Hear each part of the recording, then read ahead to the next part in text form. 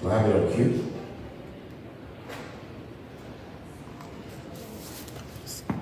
Oh, okay. So we'll sing it. On the count of 3, 2, 1, go. Arise, O come, Nigeria's follow thee, to serve our Father with love and strength and faith. The labor of our heroes past shall never be in vain. To serve with heart and mind, one nation bound in freedom, peace and unity. Thank you very much. Let's sit down. And with that, I welcome you to this event today, our second edition. And it's interesting that we're seeing some of the faces that we saw the last time we hosted this event. Thank God for sparing our lives. The gift of life is, very precious, and we're happy to see each other here again. Thank you very much for coming.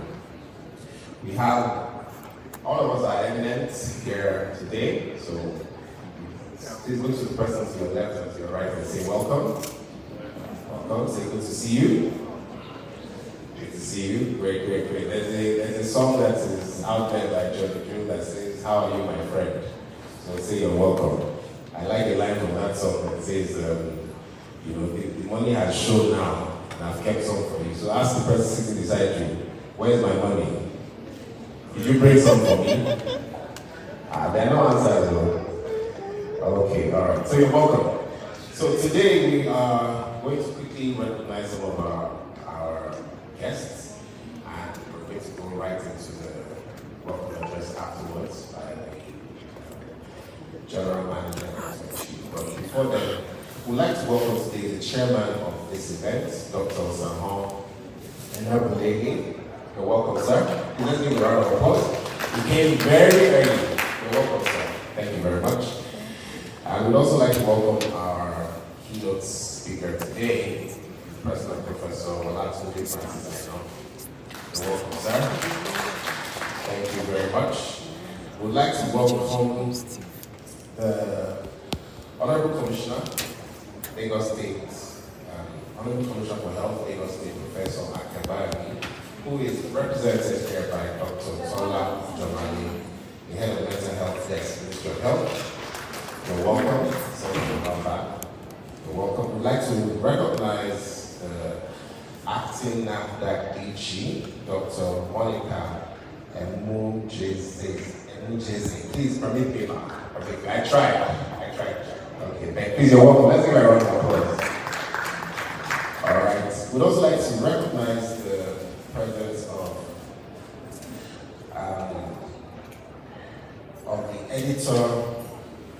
the editor-in-chief of Vanguard, Mr. Vanguard.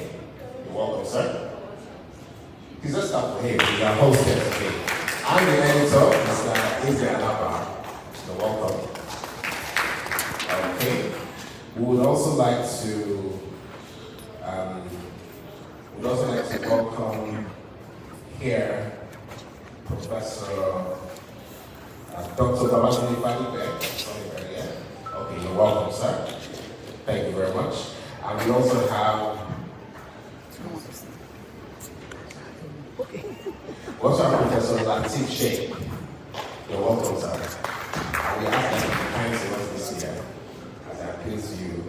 Lagos has a lot of, issues with the growing metropolis, but we hope that things that we learned here today will help us cope better, especially regarding our mental health. Right now, we would like to call on the editor-in-chief and general manager of Vanguard, Mr. Benga Ifai, to give the welcome address. Please welcome him.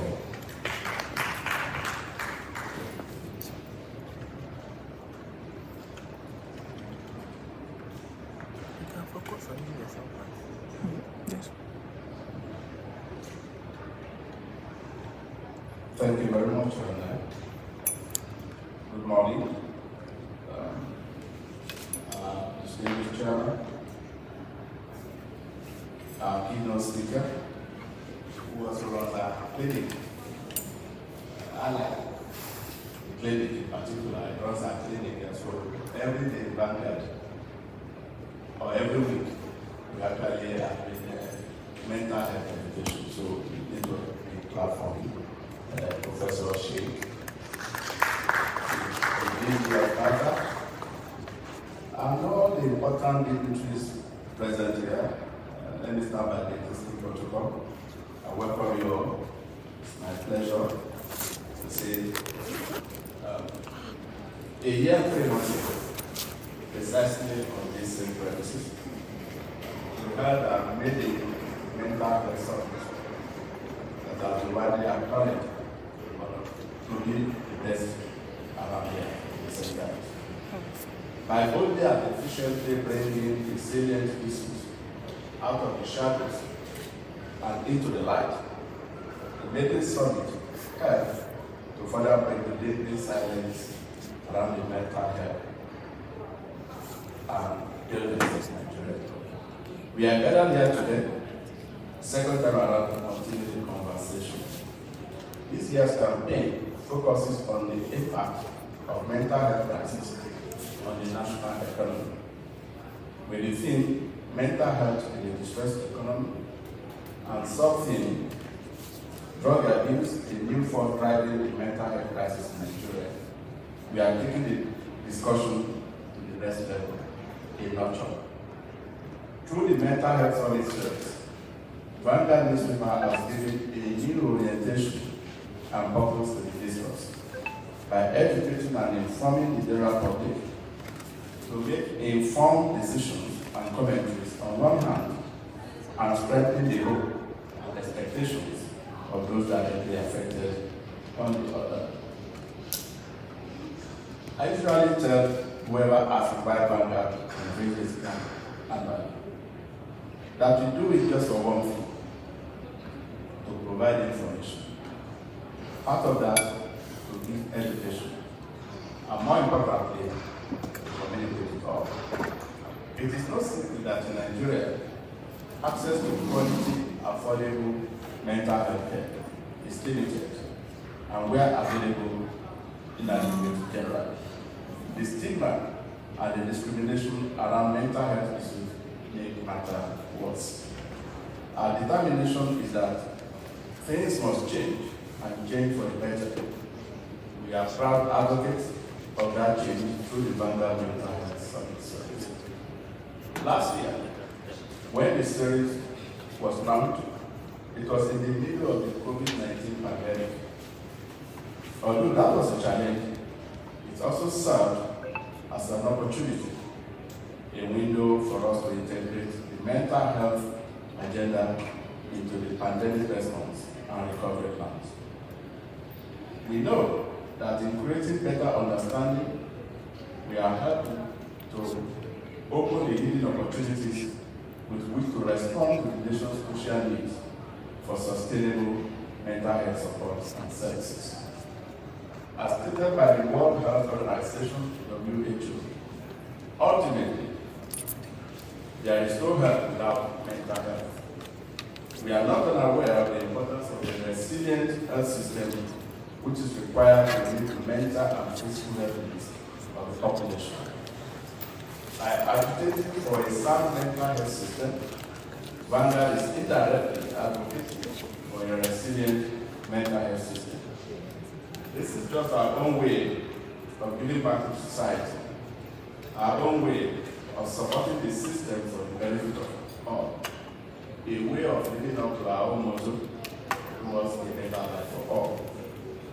Our vision for Nigeria is an effective and comprehensive mental health system that is affordable, that is accessible, and provides at least the minimum required services and psychosocial support for every Nigerian.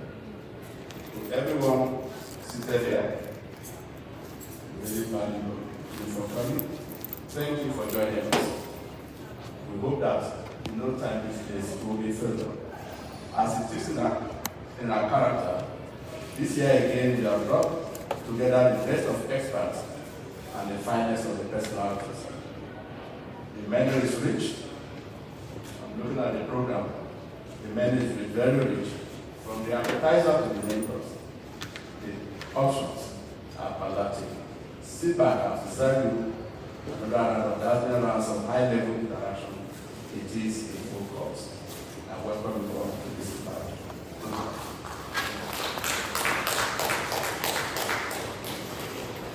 Thank you very much, Sadibari. Without further ado, I'd like to invite the chairman for this event, this summit today, Dr. Osahon Enabulele, who is the president, World Medical Association. Please let's welcome him as he gives his chairman's opening remarks.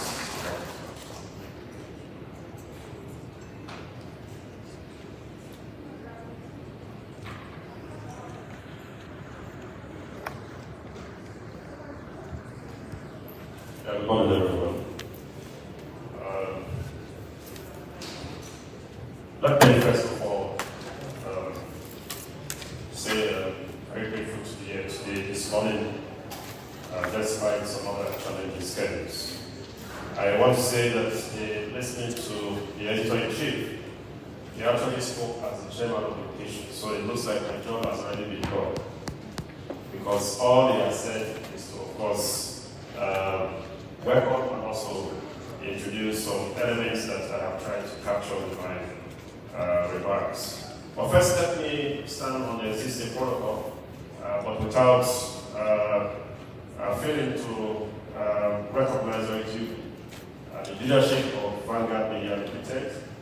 This is my very first time of physically engaging Vanguard, and so I want to especially recognize their presence here. They are our host, and of course, other very eminent dignitaries here. Particularly my good friend, Professor Latif Sheikh, who I've been hearing all over, is a man whose name is noise abroad, and I'm happy to see him here today. He's been doing wonderfully well across the continent, and I also recognize very especially the former MD of Federal University Hospital, Dr. Oluwayemi. I'm happy to see you there today, and other dignitaries, acting DG of NAFDAC, and of course the representative of the Commission of Accounts. I want to start with all established protocol. Of course, men and women of the fourth estate of the realm. Let me state very clearly that I have prepared a dress from my stable. When I was coming here this morning, I was not sure because I'm used to talking of the facts, but speaking before a media organization, they always want to have a script, and so I had to try to scribble a few remarks, and so it's permit me to proceed to read my remarks to you. It is with utmost humility that I stand here before you to speak to you at this Vanguard Second Mental Health Summit, organized by the Vanguard Media Limited. I stand to the leadership of Vanguard Media Limited and all our staff, my very warm felicitations.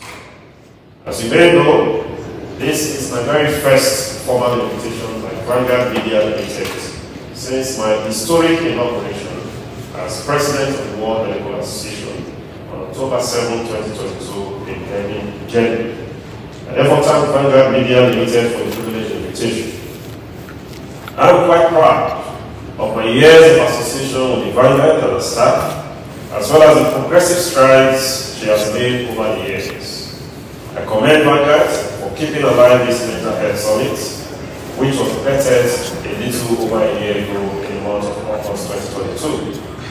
I equally appreciate the tremendous efforts of Vanguard Media Limited in promoting public education, public health education, and enlightenment. And I saw a lot of that from the speech by the welcome address by the editor-in-chief. It is in that light that I commend the organization for putting together this second mental health summit, and importantly, for choosing what I consider an apropos theme and something, as well as erudite speakers and experts to handle it.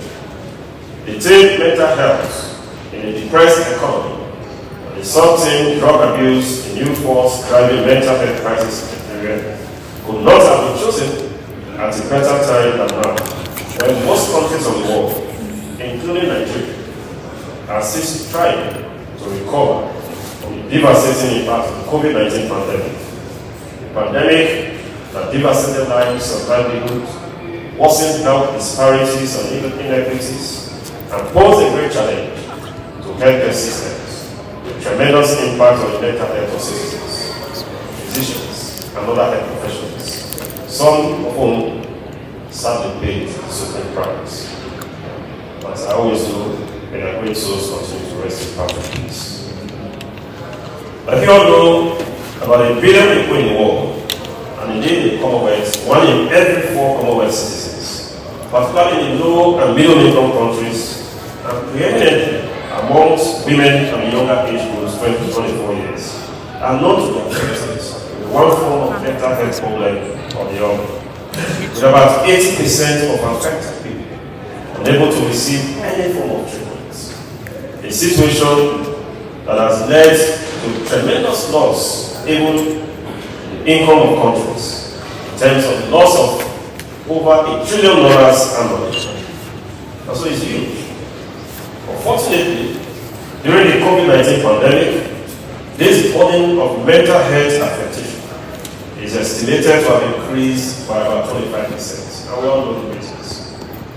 This was due to a concatenation of factors, including declining economic fortunes and worsening poverty, increased resort to substance use, and the destruction of mental health services, including emergency psychiatric services.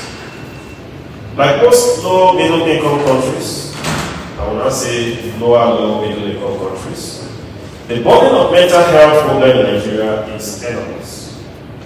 Particularly with troubling economic downturn, the rising unemployment and poverty, with increasing incidents of substance use by youths, and the fact that most breadwinners now are unable to meet their family expectations. The burden is made further worse by the brain drain phenomenon, which has led to insufficient knowledge for the depletion of the numbers of mental health professionals. Of course, as well as poor awareness, stigmatization, poor quality provision for health, and absence of the dedicated mental health budgets. Weak primary healthcare system, an absence of an effective and efficient referral system, the absence of modern legislation, in other words, the Mental Health Act, among several other factors. With the realization that Nigeria's health will be impaired without mental health, like was stated by the editor-in-chief, there is no health without mental health. I dare say there is no Nigerian health without mental health. It is incumbent on government at all levels, as well as non-state actors and the citizens, to show more than a passive interest in the issues that border on mental health. Without prejudice to the presentations to be made by the keynote speaker and other eminent speakers assembled for this summit, I wish to affirm that unless and until we generate the right political and citizens' commitment to mental health issues, we may be unable to achieve real health for our nation and our citizens. And so, as we seek to advance mental health in Nigeria, I wish to call on our President of the Federal Republic of Nigeria through this meeting, President Muhammadu Buhari to kindly assent to the outstanding mental health need. This will substantially help to address the challenge of mental health in Nigeria, including strengthening mental health services, strengthening the regulation of even those services, the development of appropriate and adequate manpower, amongst other benefits. I wish to equally call on Mr. President, along with his other lieutenants, to work hard, recognizing the root causes of mental health problems, particularly with respect to the objective conditions of the people, social determinants of health, to improve the socio-economic life of Nigeria and Nigerians. I also wish to call for value orientation, increased advocacy, education, and awareness creation. That is why again I need to commend Vanguard for leading the light in this direction, because there's still a lot of ignorance and a lot of poor education about mental health issues, even at the family level. I also call for increased financial protection for people with mental health problems and a dedicated budget for family health and mental health of not less than 2% of the annual health budget. There's also need for revitalization of the referral system and community health services and mainstreaming family and mental health in all policies and sectors, and investment in family and mental health research. There's no way we can make progress without investing in research. Nigeria is one country where there is really not much investment in research and governmental and institutional levels, topics of mental health. Importantly, we must all work hard to end stigmatization and discrimination against people with mental health problems. While we seek to address the root causes of mental health problems, affected people, I dare say, deserve to be treated with dignity. Finally, while I urge all participants at this summit, pay attention to the speakers invited to do justice to various topics for today. I wish to assure the Vanguard Media Limited of my sustained solidarity and support, and that the World Medical Association, particularly in our quest to advance the frontiers of health education and effective management of mental health. I wish you a very successful second Vanguard Mental Health Summit. Thank you for your attention. God bless you. Thank you very much. Let's appreciate the chairman of the chairman for this event. Yes, Dr. Sahon and I believe. Thank you very much. You're welcome. All right. Okay, and we'd also like to recognize the presence of the Director General of the NDHA, Brigadier General Mohammed Buba Mara, retired, who is represented by Dr. Shegun Oke, who is the ACGN Zonal Commander Lagos NDNA. You're welcome, sir. Thank you very much. We'll go straight into the next item here. We have goodwill messages. Do we have any of them around? Goodwill messages. Mr. Shala? My mobile. Everyone from the Nigerian Medical Association.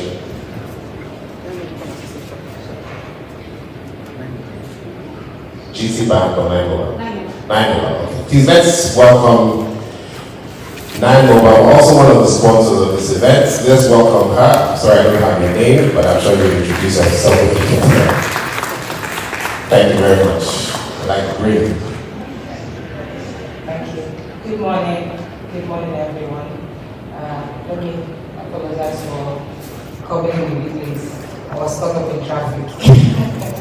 But that's not an excuse. I should have planned better. My name is Chinez Amanfo. I lead the corporate affairs team at 9 Mobile. Yes. So the issue of mental health is a bit personal for me because I'm not a victim, but I have a very close friend who, before Japa picking up our bags and relocating to another country became a big deal, decided to Japa, and then I was like in 2018, and then she got there. Things weren't the way she expected. She ran into a lot of financial difficulties, resorted to taking drugs to maybe ease the pain or maybe ease the depression she was falling into. So at first I didn't understand what was going on. She was the strong one, we were the weaker one, so it was a bit tough to understand where it was coming from. And then I thought she was just making everything all about herself because she went with 4 children. So that was a lot for her to chew on. But eventually we realized what was going on and got help for her. I'm happy she's doing a lot better. So when during COVID, we discussed with our agency partners and they came up with some suggestions of how we couldn't do the regular CSR activities where we would go to the field, go to our adopted schools and all of that because of COVID. So our agency partners came up with the idea of a mental health series or a health talk series and we had to concentrate on mental health because there was a lot of incidents of people jumping into third mainland bridge, or people were becoming more suicidal. Maybe they couldn't do the everyday things they used to do because they were locked up in one space. So we bounced off the idea to management, and management said, whatever you want to do, as long as it's impactful. So we started off the mental health series last year, early last year, when we were coming out, where that was the second phase, the third phase of COVID. So we started up off, the idea of the mental health series, or the health health series, we talked a lot of mental health, was to break it down in very simple terms, using the popular social media doctors that everyday people could relate to. So we've had things to do with Dr. Maimuna Kadiri, who everybody knows as a celebrity shrink. We've done something with Apropos Doctor. We've done something with Heltena. Okay. Then we had a mental health survivor as well, who was online to deal with questions about how to identify mental health. So we've had like 5 series so far, and we don't intend to stop. So when Vanguard approached us to say, okay, we've seen what you're doing in this space, it was only natural for us to jump on it, to say, okay, this is what we can do. So I'm not a mental health expert. I know that we have a lot of experts here, and I know we're in good hands, so we're here to learn. Another thing is to say that we will continue to support courses which are dear to us, and then which will impact on the everyday lives of Nigerians, and then maybe beyond, because the mental health series we started, it's beyond Nigeria now. I think we are even becoming a bit overwhelmed with the responses and the feedback. So let me just hand over to the experts while we sit down and learn from them. Thank you, everyone. Thank you very much. It's always very powerful when personal stories are shared. These things can look abstract until they affect people around. So thank you very much for sharing. Any more Google messages? No, okay. So we'll go on to our keynote address this morning, and that will be delivered by Professor Olatunji Francis Aino, who is the head Department of Psychiatry, College of Medicine, University of Lagos, and Lagos University Teaching Hospital, representing the Association of Psychiatrists of Nigeria, APN. His citation: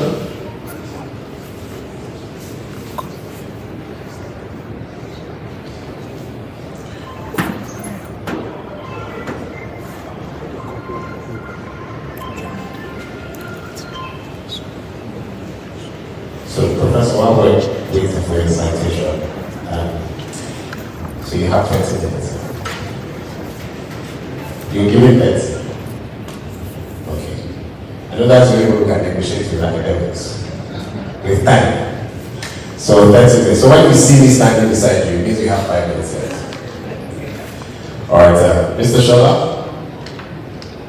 we're going to have a citation, right?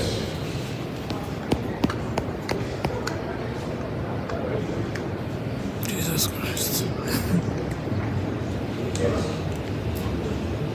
Alright, so we'll read his citation and then we'll have his address.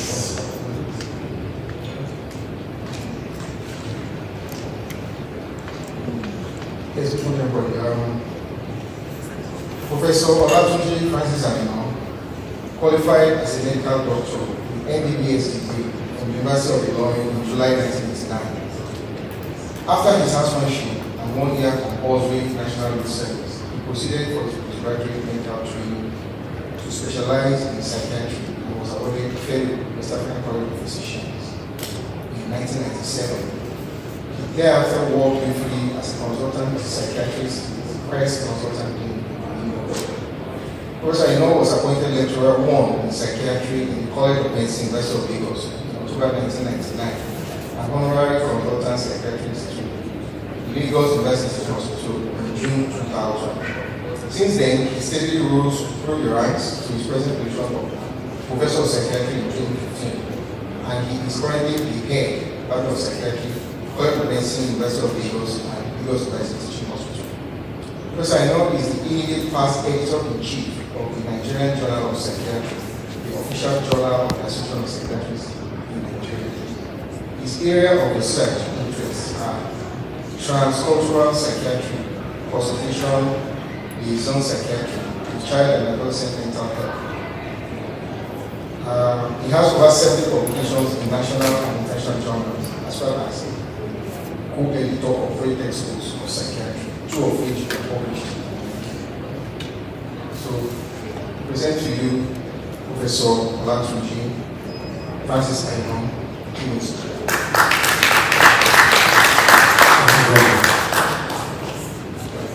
Well, I will stand on the existing protocol because of the time constraint.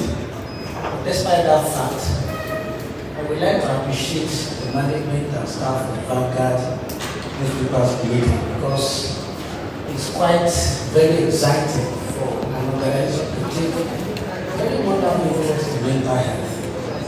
Because of the fact that we realize there's a lot of stigmatization against mental health in this part of the world. In several gatherings, I've had people say, I have an appointment with my physician, I have an appointment with my surgeon, I have an appointment with my gynecologist, but I've never had anybody saying, I have an appointment with my psychiatrist. And I keep on wondering why. Because mental health is just like another subspecialization in medicine. So today, I'll be talking about mental health and the strength economy. And welcome everybody as well. Members of my institution. So let me still continue to stand on the existing protocol. The outline of my lecture is as follows: introduction, then I is the project. Next one.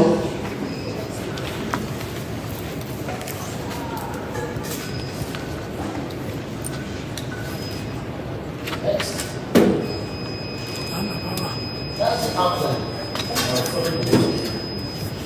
Introduction, then a brief overview of Nigerian economy and the economic discourse. Then what is mental health? Then mental health in the distressed economy and Nigeria as a reference point. The maintenance of mental health, the conclusion and our take-home message. A defined society or community survives largely on an efficiently operated economy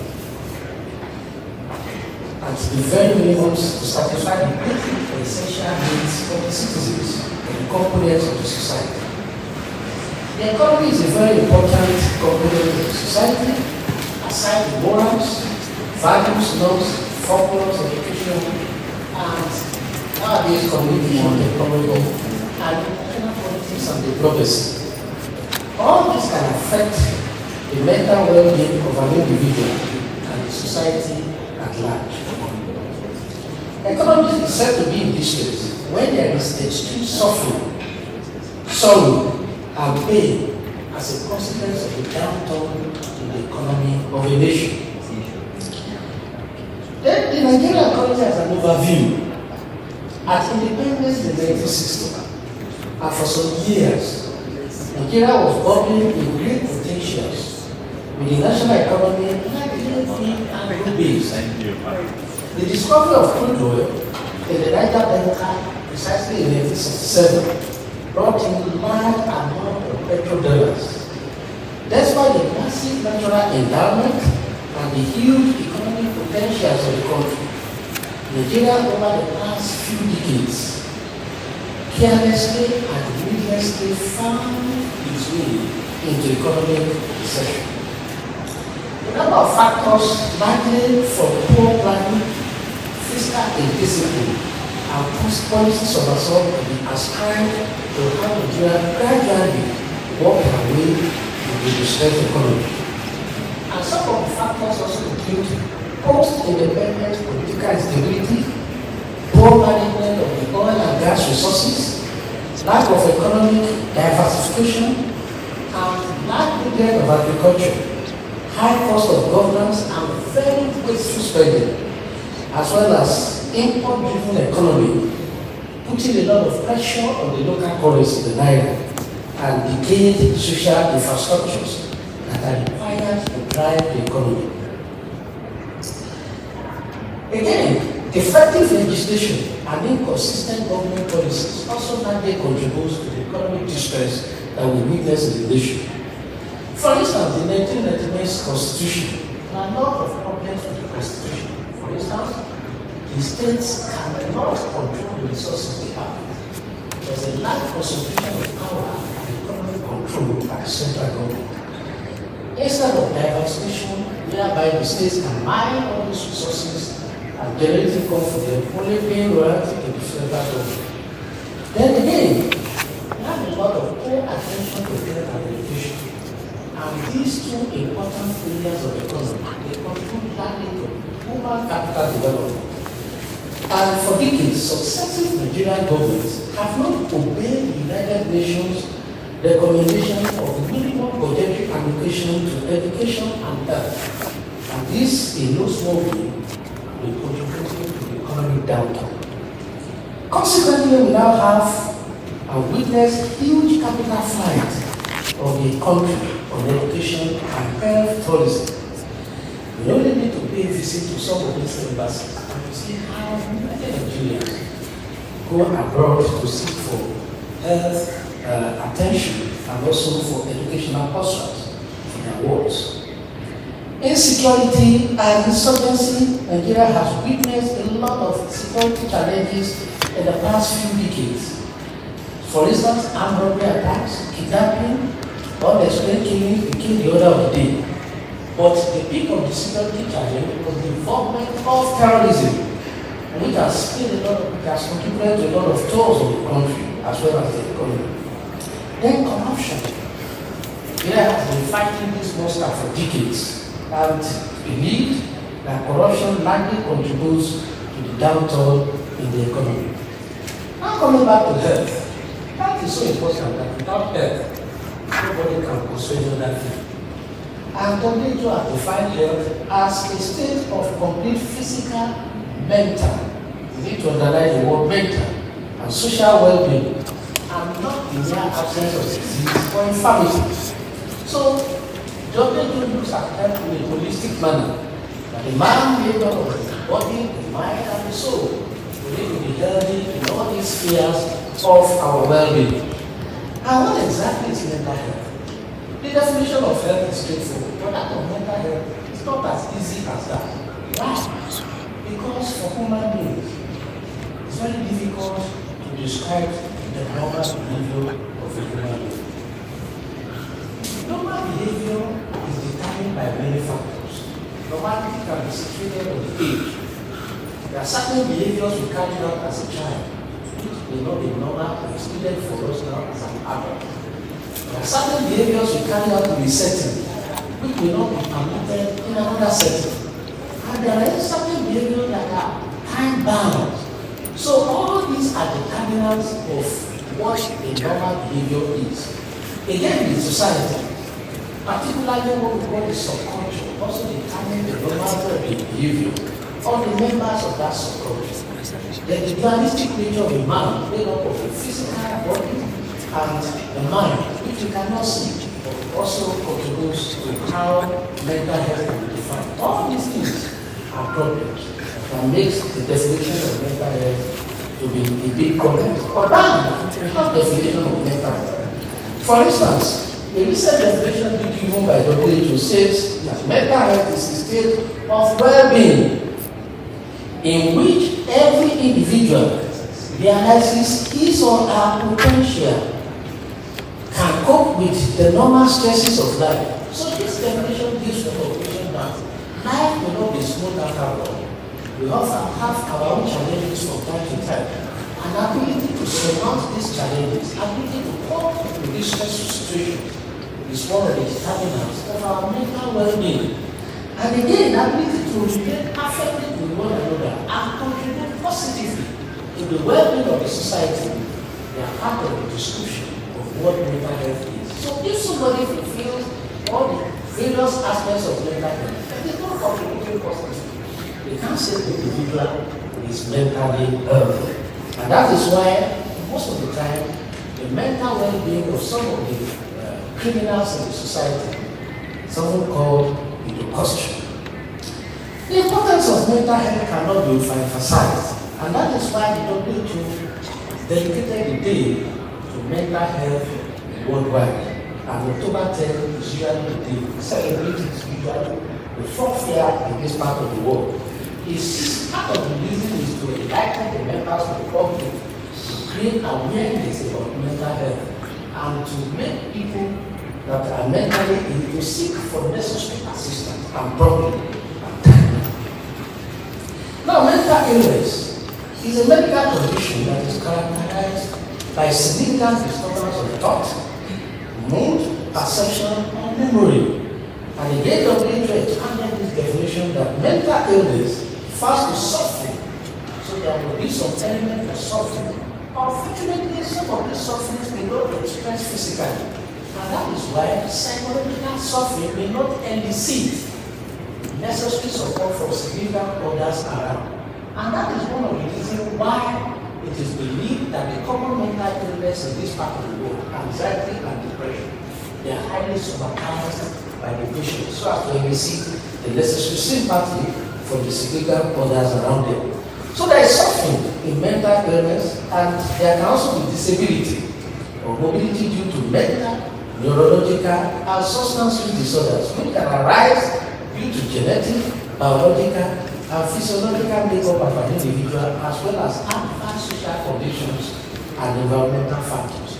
So, which means mental illnesses can also be inherited, just like some other forms of physical illnesses. But again, most of the time, even when they are inherited, they can be silent until the individual encounters very stressful situation in the environment that can act as trigger factors for the mental illness. Now, mental health in the distressed economy in Nigeria as a reference point. The health of any given population is shaped by socio-economic context, employment, public policies, socio-demographic characteristics, as well as social welfare system of that country. And again, there are strong research findings to show that changes in these key socio-economic determinants may be reflected in the mental health of the populace. And that is why countries that have gone through economic recession, we've seen that there's a peak in mental illnesses among the populace, because economic recession or distress in the economy can have spiral effect on many aspects of the well-being of the individuals in that population.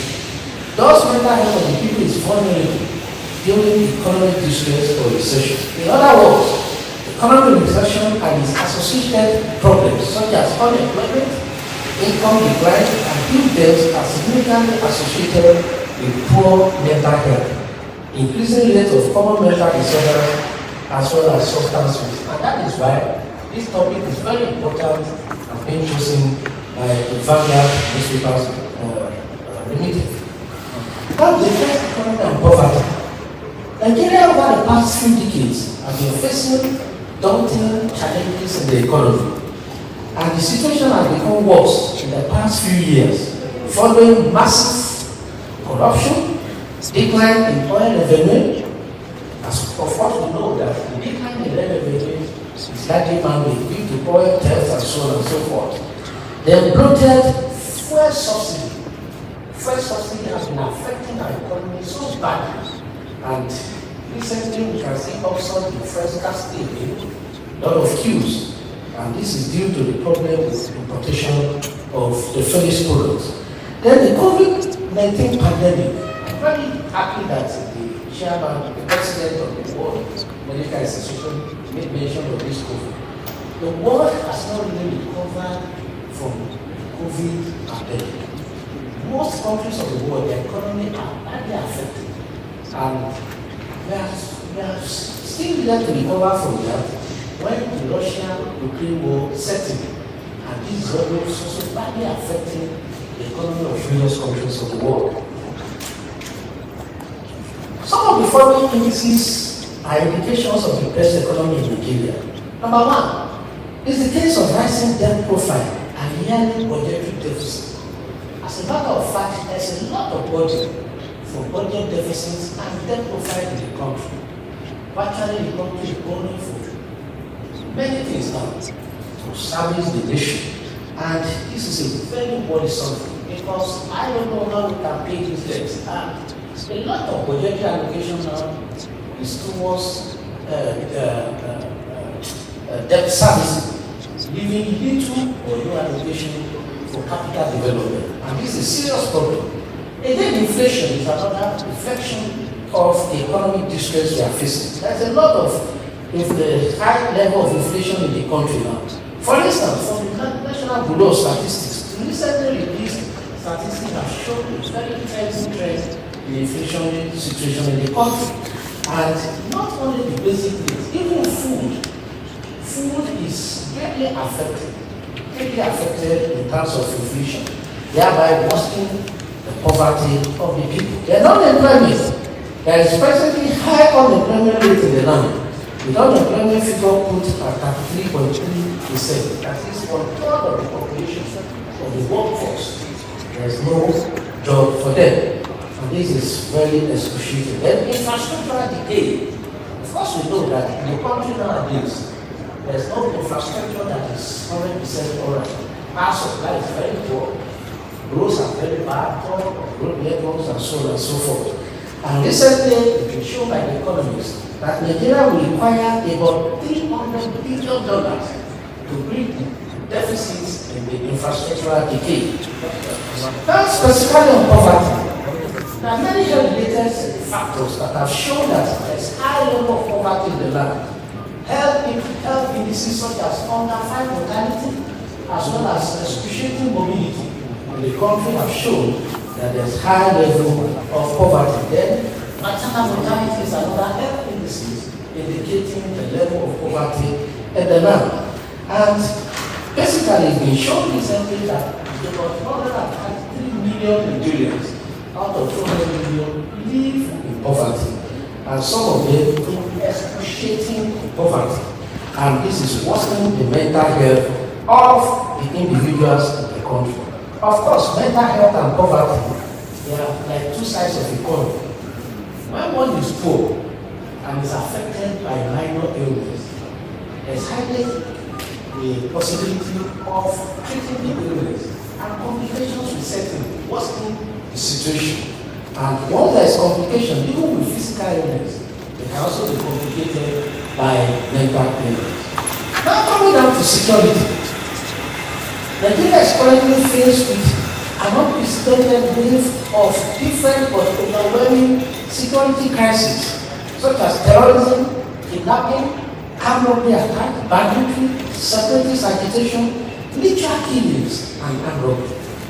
A few weeks ago, the Chief of Defense Staff revealed that the Boko Haram insurgency alone led to the death of over 100,000 persons since the onset of this insurgency, and displaced over 2 million and caused damages worth $9 billion. My very distinguished brother and colleague, Professor Sheikh, has done a lot of work. He was post-traumatic stress disorder among survivors of insurgency in Nigeria. And there have been an astronomical rise in the rate of this post-traumatic stress disorder among such survivors of terrorist attack. However, in another release by the United Nations, by the end of 2020, conflict with insurgents in the country had led to the death of over 350,000 people, and millions of people have been displaced from their homelands, living in ID camps. Thousands of Nigerians are also abducted each year by heavily armed bandits, and school children are also kidnapped for ransom and to blackmail the government. Then again, under the guise of being branded as bandits in Nigeria, these criminals have invaded villages to level old villages and abduct many people. For instance, to travel to the countryside now, you require a lot of prayer and fasting because one can just run into these criminals coming out of the bush and beating people into the forest. Quite a number of people have lost their lives because some of them may have chronic illness, they don't have access to treatment, kidnapping for ransom. As a matter of fact, the economists have posited that over 5 billion naira was paid as ransom in NEPA so far. If you get that in the economy, it goes a long way to revitalize our economy. And current available data show that as much as 8 to 10% of Nigeria's gross domestic product, or 132.59 billion, is being lost economically. And that is very huge for the nation, particularly at this period that we are passing through economic challenges. Now, let me go straight to the common mental illnesses in a distressed economy. The very common mental illnesses in distressed economy include anxiety disorders, the fear of the unknown, worry over what becomes of the future, depression. And these two mental illnesses are together referred to as common mental illnesses because they are the commonest in any given society.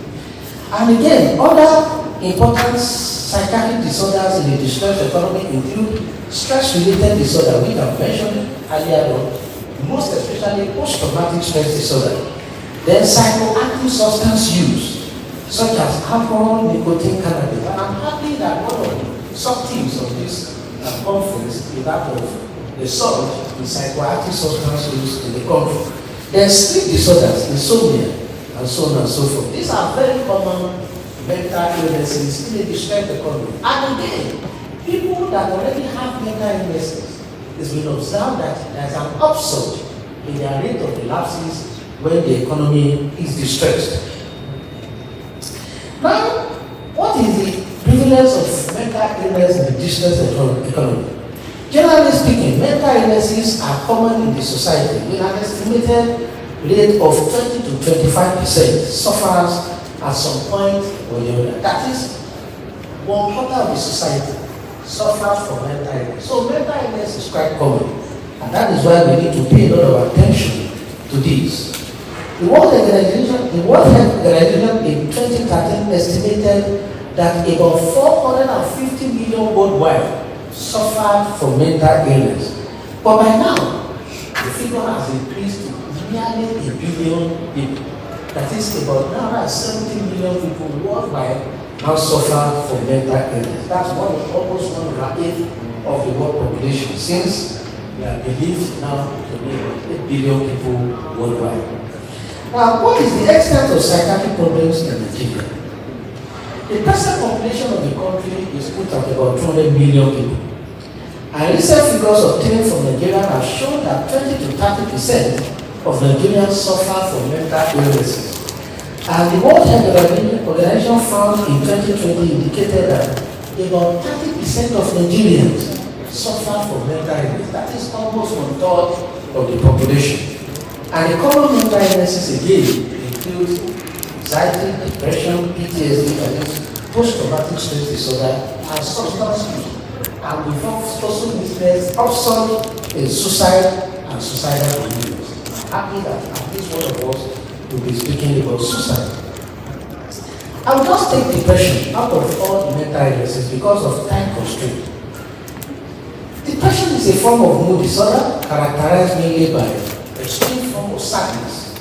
Another important features of depression include what we call anhedonia, that is lack of interest in things that have previously stimulated interest in the individual. Then lack of energy. Lack of energy is another core symptom of depression. Then procrastination and declining productivity. That is why in our workplace, when we see somebody who has been very productive, contributing positively to the organization, and all of a sudden, we see a lot of withdrawal, a lot of lack of productivity, a lot of files piling up on the table, and not be able to meet up. We should suspect that maybe one of these mental illnesses, particularly depression. Then again, social withdrawal is another important feature of depression. Firstly, usually of the early morning time, the individual sleeps on time, but he or she wakes up around 1 to 2 or 3 a.m. and is unable to sleep again till daybreak. And when he or she wakes up in the morning, he doesn't feel refreshed at all. And again, another important feature is that of poor appetite and weight loss. But sometimes we can have what we call atypical depression, in which the individual has very voracious appetite, eating excessively, and gaining a lot of weight. That may be seen in atypical depression.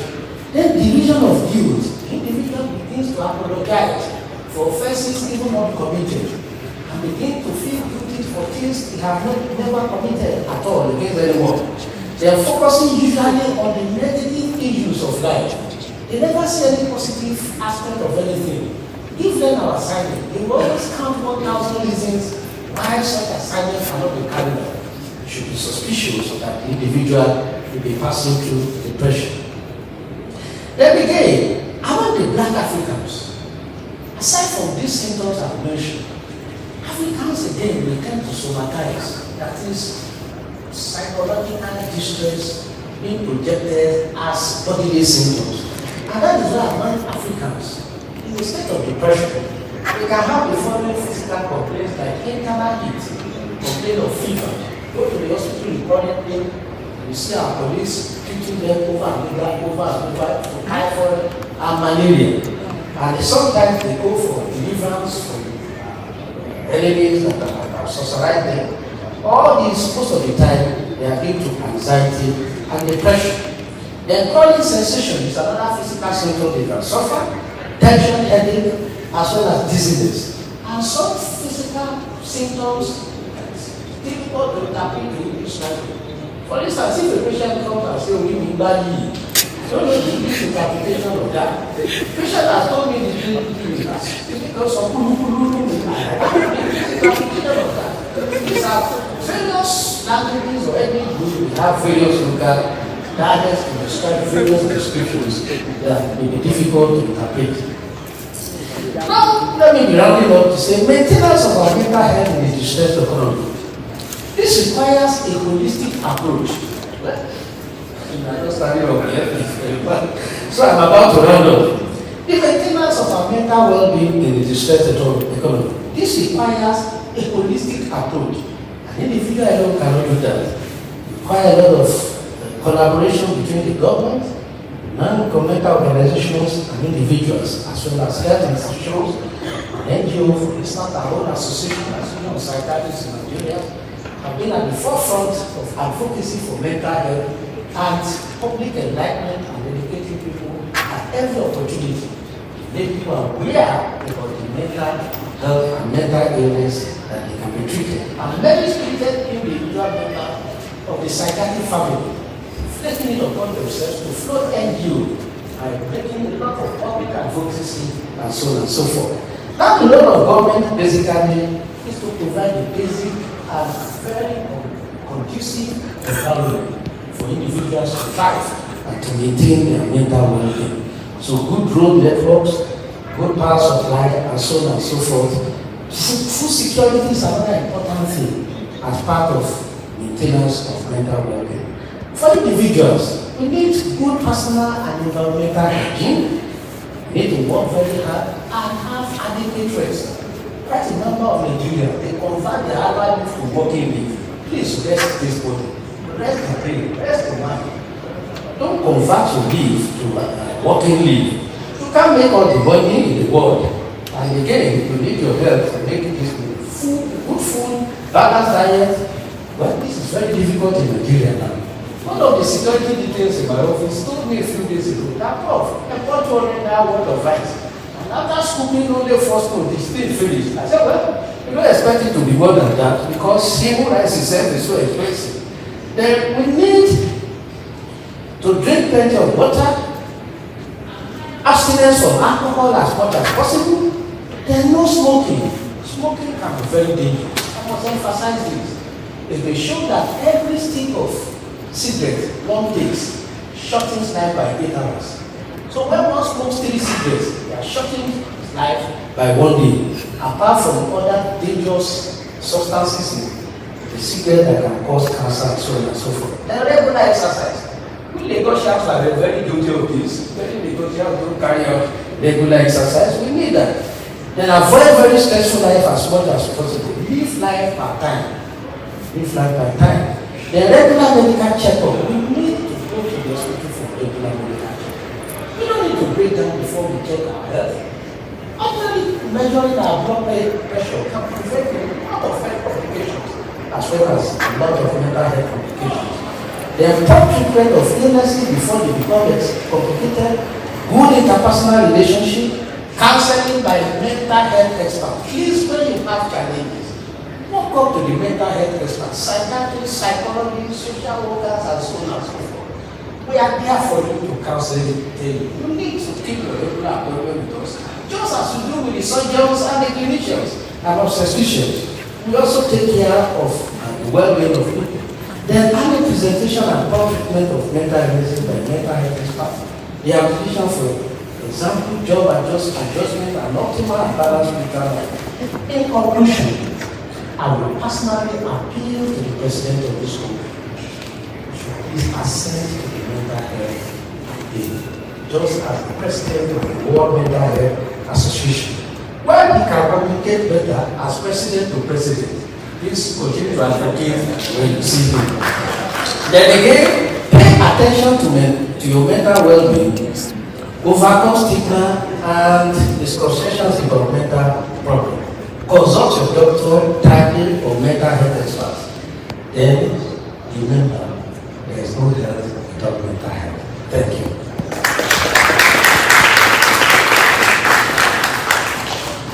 Thank you very much. Let's give another round of applause to the prof.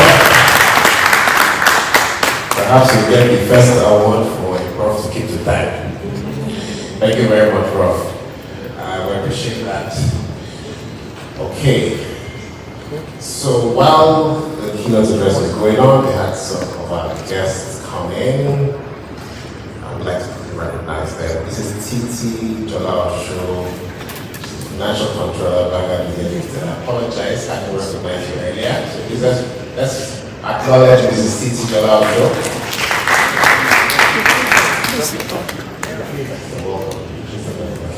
And then we have Ms. Tade Titilayo, Deputy Director, Medical Social Services at Lagos University Teaching Hospital. Welcome. One of our speakers today. We have Mr. Nana Ochorome, Chairman, Editorial Board, Vanguard Newspapers. You're welcome, sir. All right, and we also have one of our hosts as well, Deputy General Manager, Mrs. Omasa Dudu. You're welcome. So Omasa, you're welcome. Okay, thank you very much. Prof, please, you permit us to skip the Q&A because we started later. We're going to have Q&A later, so we'll just roll up all of the questions. The next speech is going to be by the Honorable Commissioner for Health, Lagos State, Professor Akin Abayomi, and he's here ably represented by Dr. Soliva Jomale, who is the head mental health desk Ministry of Health. So please let's welcome him for the address of the Honorable Commissioner for Health, Lagos State. You're welcome, sir.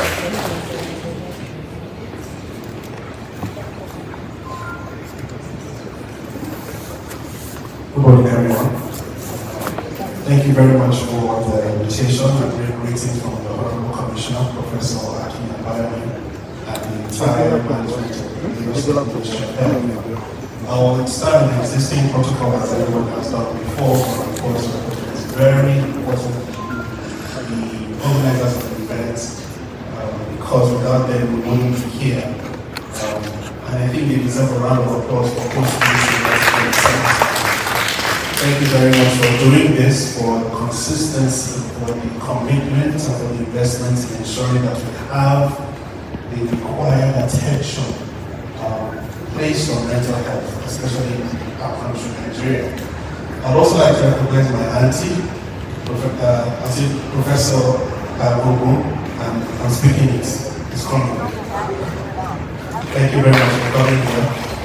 Of course, my leader, our former president of India, but also still a very strong advocate, especially for driving the national mental health bill, Professor Sheikh. Thank you very much, sir, for coming all the way from out of states.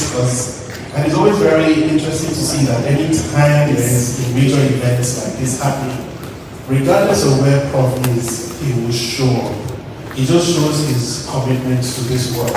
And I think it's something very inspiring and something I definitely find very encouraging.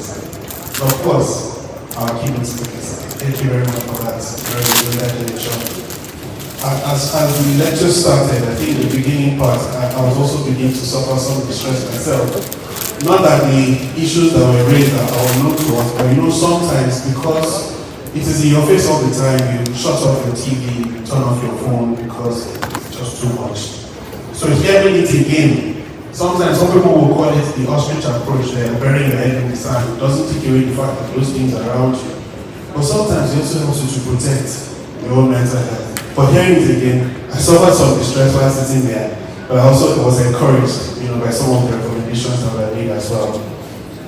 We won't go further without recognizing some of our very important national agencies, like the representative of the GG of the NDLEA, and as well as representative of the DG of NAFDAC, I believe is also here. Thank you very much also to some of our sponsors, including Nine Mobile, and I think it was important to mention that primarily because in Lagos we have a mental health helpline that we have been running on your platform. So I think we need to have a conversation about how we can do that a bit better. Thank you very much to everyone that came and is attending this event. I think this is more than, there's always never enough opportunities to have these conversations about mental health, about mental illness, about solutions that can be created, about those that are existing, about those that have been proposed and that are still advocating for, and for those that are still going to come in the future. Sometimes these conversations can be very diverse when we look at the kind of population that we're dealing with and the severity of the issues that we have around us. There is no denying the fact that we are in a very difficult time economically, but we are also not exempt from this economic crisis that is also happening everywhere else in the world. Sometimes we have to come to terms with understanding the implication of that on not just our physical health but our mental health. But I find that opportunities like this also create avenues for us who are practitioners in this mental health space to begin to also dive in deeper and show that beyond just physical health, when we talk about viruses and bacteria and metabolic issues, that the economy itself is very important in the health and well-being of our people, and particularly the impact that it has on our mental health. And I think this also puts us, especially healthcare professionals, as part of those who are part of the value system in driving the economy of any country. Because when you have healthy people, you have a healthy economy. And when you have a healthy economy, you have healthy people. And so for us as a state, there are so many areas that we are exploring to try and see how we can also still leverage on the opportunities that exist. Try and identify these populations and see what can be done in collaboration with many of the key stakeholders that are in this room and that are outside there. But there are three main things I'd just like to quickly draw attention to. One is particularly important because of the quality and caliber of people that are here, because of those who are organizing this event. The issue around suicide. There's been a lot of, work, a lot of advocacy around, one, changing the terminology from seeing people are committing suicide because suicide is not a crime, to seeing people ending their lives by suicide. But more importantly, I think it's also the way that message is also being interpreted by media. I have given this story a few times where I've cited examples of people who tried, especially in Lagos, to end their lives by jumping off the bridge. And then we find some of our media outlets who would give the name of the person, and the point of the bridge they wanted to jump, the time of the day they wanted to jump, where they live in their house, where they work, the family that they're married to. And that only even worsens the stigma that the person is suffering. So I think there's a lot of work we need to do, especially on the part of government and a lot of our health professionals, to drive conversation around responsible media reporting. And I think we need to focus on that, either by having more engagements with media experts to begin to explore how you can bring out that information without worsening the impact it has on those who are sufferers, without worsening the impact on those who are the populations at risk, but also to help and encourage people that will need assistance and support. Number two is the subject that we have also highlighted in this conversation today around substance abuse. We know as experts, as professionals, as researchers, that the numbers are only going to increase. NDLA has been doing enormous work to try and stop the supply side. I remember a conversation that we had a while ago when some of the teams visited the First Lady of Lagos to talk about the work that they are doing in Lagos and seeking support of the state.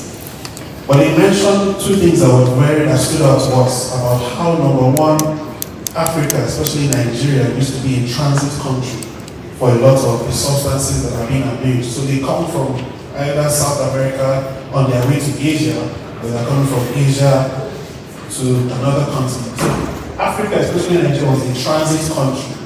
But now we're in a place where we're now in a consuming country. We are now part of the customers that a lot of these people are also, supplying to. That number is increasing largely because of globalization, but also because of awareness. I think there's a lot more work that we need to do. While NDLA has been doing incredible work, especially in the last 2 years, and I'd like to give great credence and respect and acknowledgement to the work that the DG is currently doing in stopping the supplies. For those that are already in the system, we have a lot of work on our part to begin to look and explore how we can prevent the abuse of the substances, also create systems that can support those who are already victims and who require rehabilitation. We don't have enough as it is today. There's still a lot of opportunities in that space, and I think a lot more that needs to be explored there. Then number three is the advocacy, especially around substance abuse. The messaging also needs to change. One of the things that we have done in the past is that when we are trying to address substance abuse, we talk about the different ways people are abusing substances. But we find that while trying to create that advocacy, we also are educating people about new ways to abuse substances that they probably were unaware of before. So there's a lot more work we need to do to change the pattern of that message, to focus on the gatekeepers, the parents, to look out for the symptoms and signs, rather than describing the substances where we are involuntarily marketing these products to our young people. There's a lot we can do, and I think the conversations here will stir up more of the ideas, more of the solutions that we can explore. So that when we are having this conversation next year, we can talk about some of the things we have been able to achieve, where we are now, and what we hope to do. Thank you very much for your time, and I look forward to listening to the other deliberations that we have here. Thank you very much, Dr. Jamal. Please let's give a round of applause representing the Honorable Commissioner for this state. Thank you. We're catching up with our initial time. So that's good. We'll take the next presentation by the Director General, NDLA, the National Drug Law Enforcement Agency, in the person of Brigadier General Mohammed Marwa, who is represented by Dr. Shegun Oke, ACGN, General Commander, Lagos NDLA. We'll have his citation read by Comfort. So Comfort will read his citation, and then Dr. Oke, afterwards you'll come and give your paper. Thank you. When you see me standing behind you, sir, it's 5 minutes to go. Thank you. All right, so we'll take the citation.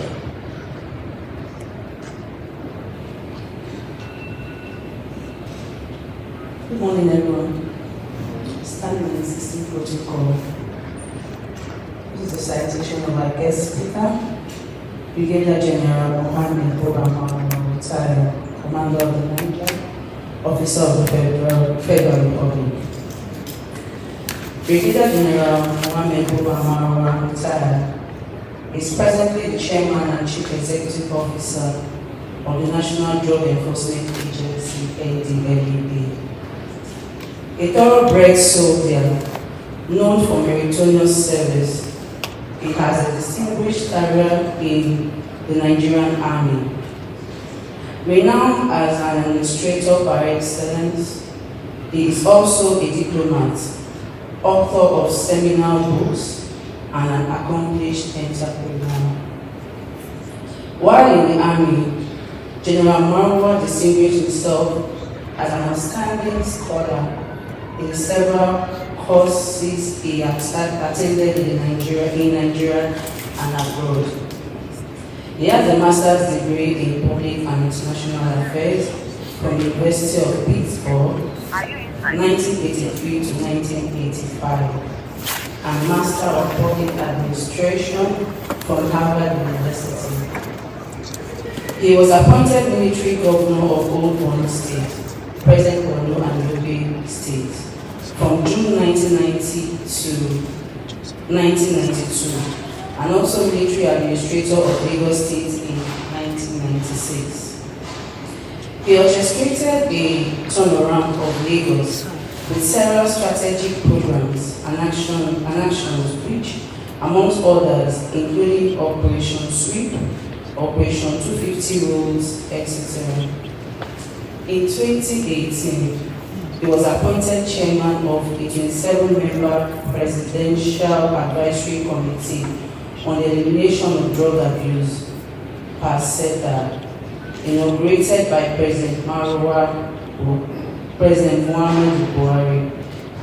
Saddled with the task of revamping the country's anti-narcotics agency, he has executed a major reform of NDLEA, leading to the expansion of the agency and a radical shift to intelligence-based operations. In 20 months, NDLEA recorded unprecedented results of 18,940 arrests, including 27 drug barrels, 3,324 convictions, and 5.4 million kilograms of drugs seized. He also launched one of the biggest advocacy campaigns in Nigeria, the War Against Drug Abuse, WADA. This year, he successfully launched a drug addiction call center with a 24/7 helpline that connects callers with land mental health professionals. Similarly, the agency's drug demand reduction effort under him has been hailed as revolutionary, as over 12,326 drug users were counseled and rehabilitated in 20 months. Thank you.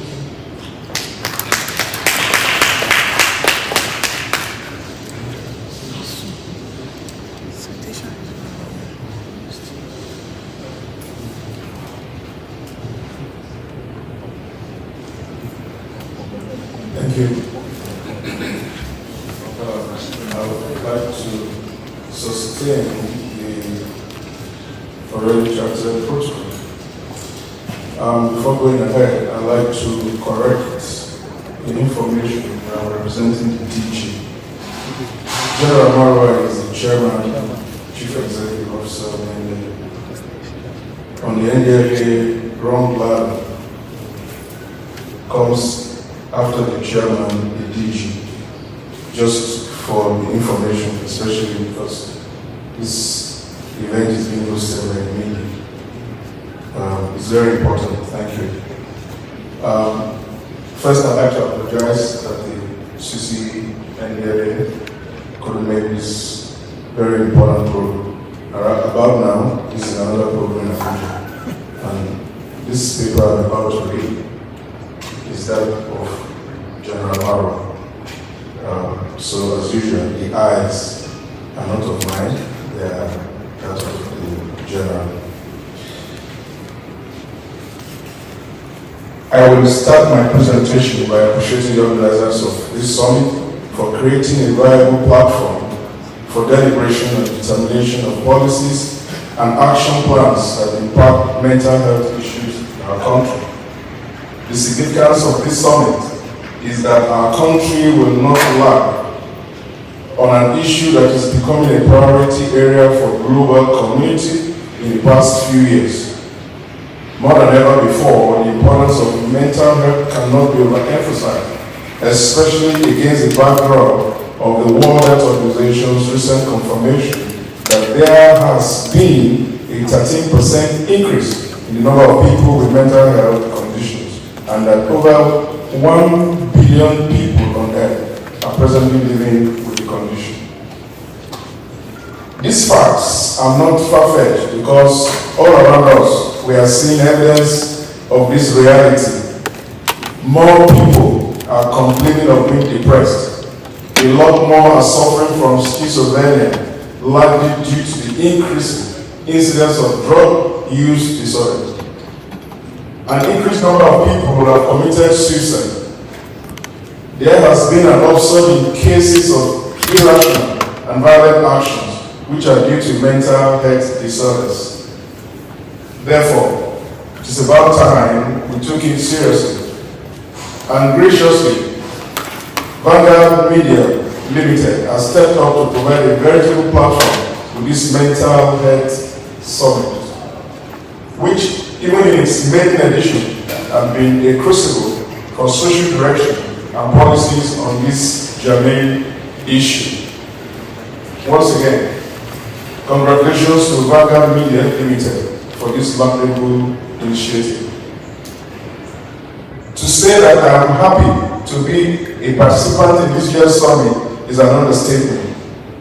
Being here today on behalf of National Drug Law Enforcement Agency and making a contribution to the discourse is a golden opportunity to share the NDLA perspective and afford Nigerians further insight into government's effort to curb substance abuse in Nigeria. Before I go into my presentation, permit me to make some points. We do not have to be diplomatic about the fact that substance abuse contributes to mental health problems. Similarly, we do not have to live in the delusion that certain substances, especially cannabis, are harmless. We must be very outspoken in acknowledging that our world will be a better place if no one smokes cannabis or uses methamphetamine, heroin, or cocaine. If no one uses tramadol or any other pharmaceutical drugs except when and as prescribed by medical doctors. Our silence, passivity, complacency in the past is what led us to where we are today. That is why every effort to now salvage the situation, including this summit, is welcome and laudable, and most importantly, must be decisive and sustained. The paper proper now. It's titled Drug Substance Abuse, a growing problem, an overwhelming problem, or a deep-rooted problem. I will start my presentation titled Growing Problem of Drug and Substance Abuse, the NDLA Experience. This is by asking the question, do we have a growing problem of substance abuse in this country? At the moment, I cannot give you a definite answer, other than to say that with what we have learned in the past 22 months, we do have a serious drug abuse problem as a country. The severity of the situation was unknown until 2018, when the UNODC supported a national survey on drug use and health, which was conducted and leading to worrisome findings. Before then, the drug use profile in Nigeria was sketchy. The survey gave us facts for the first time, and we got to know that Nigeria, as of 2018, had a 14.4% drug use prevalence. That was an eye-opener. The statistics may not mean much at the face value. Only by comparison will the danger become glaring. The average global drug use prevalence was 5.5%. At 14.4%, Nigeria has almost 3 times the global prevalence. Without any doubt, this country has a serious substance abuse problem. Secondly, The survey gave us an idea that the pattern of abuse, vis-a-vis prevalence and substance type in various regions of the country. The biggest revelation was that 10.6 million Nigerians abused cannabis. Again, this is a mere figure until you begin to figure it out in terms of the human impact. The ramification is that we have a cannabis using population that is larger than countries like Portugal and the United Arab Emirates. The implication is that Nigeria is the world #1 cannabis using country, even ahead of countries that have decriminalized the use of the psychoactive plant. Ironically, cannabis use in Nigeria is overwhelmingly for recreational purposes. 2 years after the report of the survey was released, NDLA was revitalized, and we launched a raft of measures to bring down the country's prevalence. The agency has had the busiest 22 months of its existence from January 2021 to November 2022. Our various activities of the past 22 months gave us a clear picture of the drug abuse problem in Nigeria. Today, we can identify certain factors that fuel drug and substance abuse in Nigeria. We have like 6 categories. The first one is substance abuse lifestyle. What is so problematic about substance abuse is that it has become an integral part of the youth subculture. Today, to be high, a euphemism for getting drunk or getting stoned on psychoactive substances is normal and acceptable to young people. The high syndrome is entrenched among young people. It has become a sort of self-prescription therapy for dealing with some of life's issues. For instance, it is the grand idea of leisure. It is a buzzword in the everyday life and a motive in the popular music offhand. I can give you 3 quick examples of few songs that glorify the abuse of psychoactive substance in the name of getting high. For example, I just wanna be high. That's an example of a music lyric. Another one is I need Igbo and Shayo. Another one is sometimes food no dey give man joy, but can Nigeria look loud? The feeling is different. I'm happy some of us know this. These street anthems motivate young people to abuse alcohol, cannabis, and other illicit substances. It is now commonplace for young people to organize cannabis parties. Recently, in April 2021, we busted one of such parties in Abuja. We busted these, we arrested. We have seen a few of such parties advertised on Snapchat. Cannabis-laced cookies and brownies have become popular. We arrested quite a number of these. And just as well, youths now speak of love, a variant of cannabis, in glowing terms. You have terminologies like Colorado, and they put very sweet names to some of these substances. So, aside from peer influence, this subculture is a driving force in the upsurge in drug abuse among young people. Another category is what we call new psychoactive substances. Another enabling factor of drug abuse in Nigerian context is the continued emergence of new psychoactive substances. These substances of abuse, whether in a pure form or in a preparation, are now captured by any of the drug conventions. They are not captured by any of the drug conventions, but they are nevertheless pose a threat to public health. Some of them are known for a long time, others are emerging recently. But they are as dangerous as controlled substances and are capable of causing psychosis of potential development of dependence. As of December 2021, about 1,124 new psychoactive substances were reported to the United Nations Office of Drug and Crime Early Warning Advisory by governments, laboratories, and partner organizations. This year, one such substance entered the Nigerian market and is being sold as a herbal product. It is called Akuskura. It is developed here in Nigeria and popular in the north and southwest of the country. It first came to our attention in August, and the NDLA created a public awareness about it, and NAFDA banned it in August 2022. But up till now, we are still battling with it.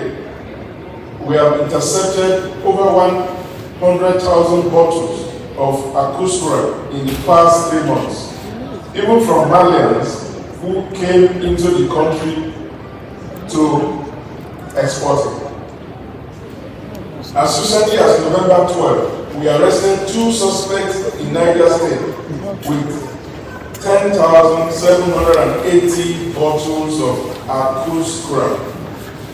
This substance has many producers, with each one having different ingredients that usually include tobacco and cannabis. One of the producers, tracked and arrested by NDLA, was caught with cocaine. The implication of this is that anybody who are taking this brand of Akuskura might have unwittingly taken a mixture of cannabis, tobacco, cocaine, and whatever else added to the mixture. This mixture is so cheap, it is sold for as low as 100 naira and is regarded as a magic drug. An all-purpose herbal portion for headache, fever, and sexual-related problems. Some claim they use it to ward off evil spirits. Come to think of it, users of Akuskura are mostly artisans and illiterates. That further complicates the substance abuse pattern in this country. A third category is easy access to pharmaceutical opioids. Anyone who has traveled to neighboring countries, Francophone countries, Anglophone and Francophone in the sub-region will notice how difficult it is to buy pharmaceutical drugs without a doctor's prescription. But in our country, you can buy any drug, including dangerous drugs, because we have an open market system. We have charlatans who have no business dispensing pharmaceutical drugs, selling by the roadside and operating patent medicine stores. Some even hawk pharmaceutical drugs on the streets. In the evening, people go out to the street and say to roadside hawkers of pharmaceutical drugs, in quote, "Give me something for headache and body pain." End of quote. Some of them are given a mixture of psychotropic drugs that could be lethal or lead to overdose, which in turn precipitate dependence. This is the dynamic behind the addiction to higher doses of tramadol. The chaotic retailing of drugs creates easy access to prescription-only drugs, including benzodiazepines, Rofinol, pentazocine. So, it is no wonder that the abuse of pharmaceutical drugs is more prevalent here than in neighboring countries.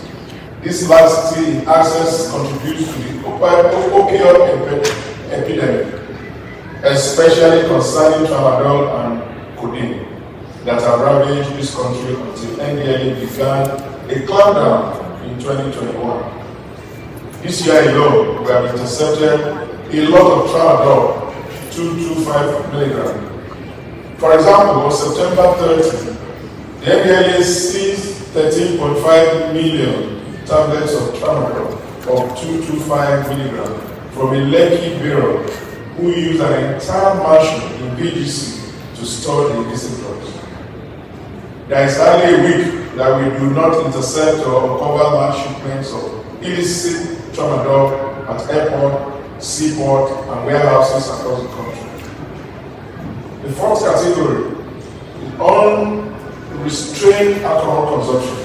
Not many people knew that alcohol is a drug or a dangerous substance because it is illicit, nor banned or controlled. It's however one of the most dangerous and most abused substances. Sadly, in contemporary society, more people are drinking alcohol, and it is the most abused substance, especially by young people. We have all manners of alcohol-infused bitters sold in sachets and small bottles in the street for, again, as low as 100 naira. Aside from that, more young people get drunk nowadays compared to decades ago. It's a social habit, but the alcohol is a gateway drug that leads to the use of tobacco, marijuana, and other illicit substances. We have seen various manifestations of this in our law enforcement activities.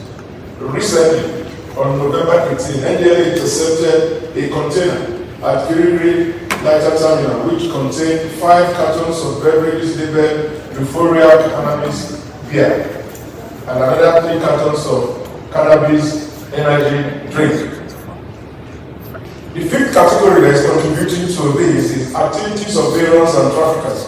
Part of the reasons for the high drug use prevalence in Nigeria is attributable to the activities of drug barons and traffickers. In the past, Nigeria used to be a territory where the international cartel and local drug syndicates had free reins leading to the proliferation and consumption of illicit substances. A pertinent example is the outbreak of abuse of methamphetamine, otherwise known as Umpuru Miri. This is terminology, so if I didn't pronounce it, you have to pardon. Otherwise known as Umpuru Miri in the southeast state in the last quarter of 2021. After the Latin American cartels introduced Nigeria into the production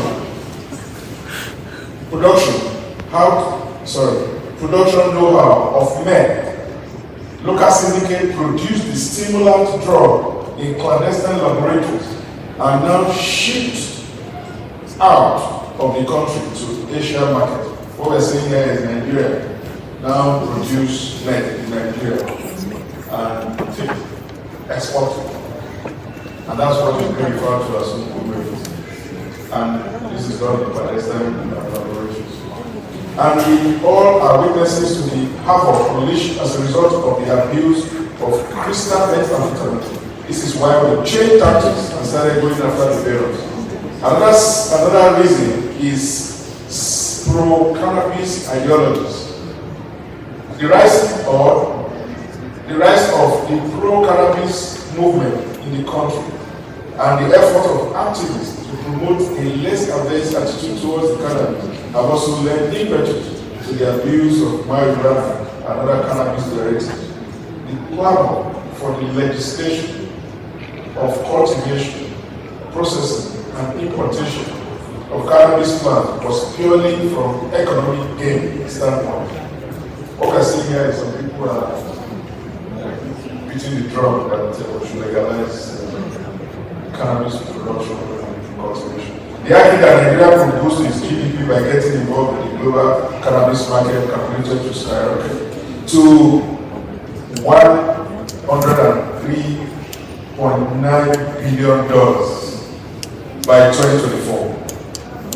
Others certainly push for the use of cannabis, citing medicinal value or human rights, while referencing countries that have decriminalized the use of cannabis. Ladies and gentlemen, these agitations are doing a big damage to the younger generation by sowing these seeds of disinformation in their minds to the effect that most youths now believe that smoking cannabis is medicinal, not dangerous. On the contrary, findings of several studies have upheld that cannabis is not an innocuous substance. A recent Danish research published in the Journal of American Medical Association, JAMA Psychiatry, in July 2021, sounded a note of warning that it is highly important, in quote, to highlight and emphasize that cannabis use is not harmless. The summary of the research showed an increasing link between schizophrenia, a kind of mental health disorder, and cannabis use. Now, regularly, what we are doing is that we have launched a great offensive action. The easiest way to win a population of illicit substance is to effectively cut off the supply chain. I thank the representative of the government who has about to already tell us in this form what the NDA is doing. More than 20,000 offenders have been arrested and convicted, 3,011 in court. We have seized more than 5.5 million kg of illicit drugs. We have destroyed more than 900 hectares of cannabis farms and dismantled 2 illicit methamphetamine laboratories. That's clandestine laboratory. Next year will be a tougher year of action because the amended NDLA Act will pave way for convicted traffickers to spend longer years in jail. The new Pharmaceutical Council Act of Nigeria, this newly enacted regulatory law will help us to plug holes in the distribution of pharmaceutical drugs. It will put drugs out of reach of citizens and help curtail the incidence of abuse and dependence. Seamless treatment. We are aware that reducing drug demand is key to curbing the abuse of drugs. In this regard, treatment is necessary for existing users of drugs. We have created a new order where treatment is available, accessible, and affordable to those who are suffering from drug use disorder. We also have the 24/7 toll-free drug abuse call centers where mental health specialists can call by phone. We are also engaging in a lot of public enlightenment to counter the narrative to the wrong messages out there that brainwash young people to believe that illicit substances are harmless. We have a Twitter space that is weekly, and we encourage the public to follow us on this. We also have social action. By and large, the best way to curb the drug abuse scourge is the whole of society approach as recommended by the United Nations Office on Drugs and Crime. As I conclude this paper, let me say, this is why we have launched the war against drug abuse wider. It is an advocacy campaign that we are using to enlist various elements of society, such as the family, the schools, churches, mosques, and market as stakeholders in the effort to clean up our country of illicit substance and gradually phase out the drug abuse culture. To conclude, I will refer to the question I asked earlier. Is drug substance abuse a growing problem, an overwhelming problem, or a deep-rooted problem? Yes, it is all of this, but the problem is not unsurmountable. By our collective resolve and concerted effort, our society shall prevail over the scourge. Thank you for your attention. Thank you very much, Dr. Thank you. Let's give a round of applause and go back to the seat. If you didn't pick anything, I picked Akuskura. Sounds like a demon. people are using demons to ward away demons. Anyway, but we can tell that we have a lot on our hands. There's a lot, pop culture, social media, disinformation. Everything is all rolled up into one. But again, we're people of conviction, and our being here today is also to go back to our various communities and continue the good work that we're doing, and it is possible. So we're going to take the next session, and it's like the order makes a lot of sense. This time from NAFDAC. So we're going to have the acting NAFDAC DG, in the person of Dr. Monica Emucheze. I tried again. All right, please let's give a round of applause. And we have Grace with her citation. Yes, I have to read your citation. So please, do you have a presentation? Okay, please cue that as well.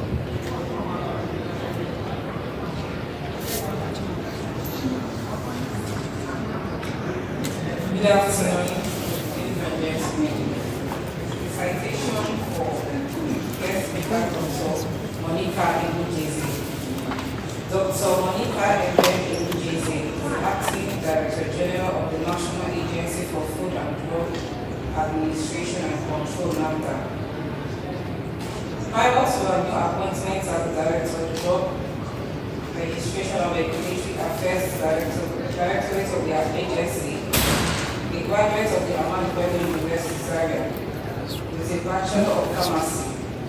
She obtained a Doctor of Pharmacy from Mesa University, Atlanta, Georgia, and a Master of Science in Biotechnology, Innovation and Regulatory Service of Berkshire University. She has varied experience in policy formulation, regulatory affairs, regulatory compliance, supply chain security, regulatory harmonization and quality management systems. She has been involved in regulatory reform initiatives to improve the efficiency of the regulatory framework and ensure access to quality regulated products. Thank you very much.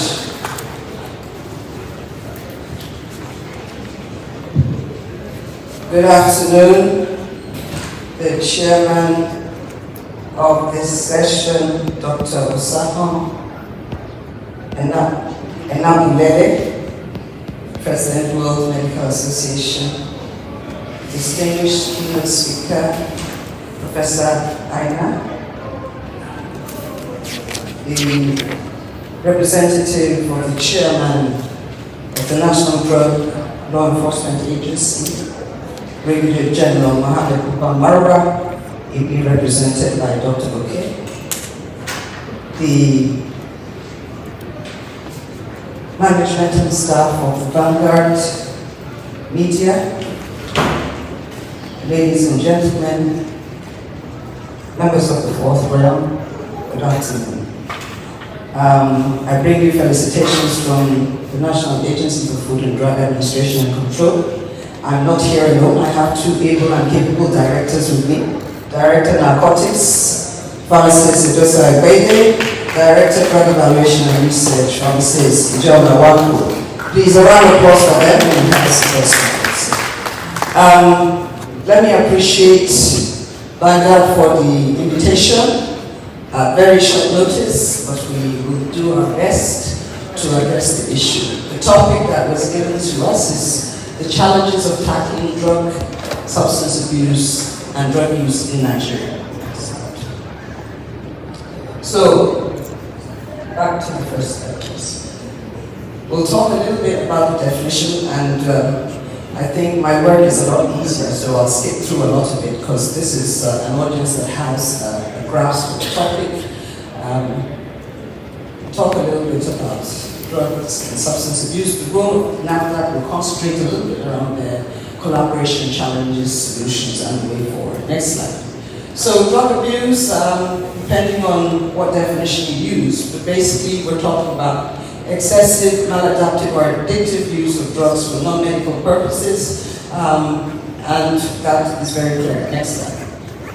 Mental health, I don't need to define that. The keynote speaker has aptly defined mental health, so I don't need to go into that. But cognitive, behavioral, and emotional well-being are still aptly captured. Next slide.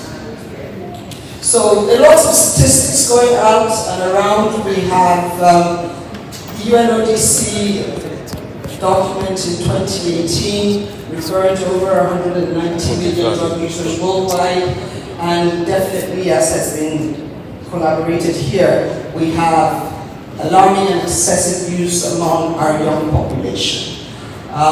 We have 14.4% of our population in Nigeria, according to this survey, impacted, and that is something that is quite alarming to us. Next slide.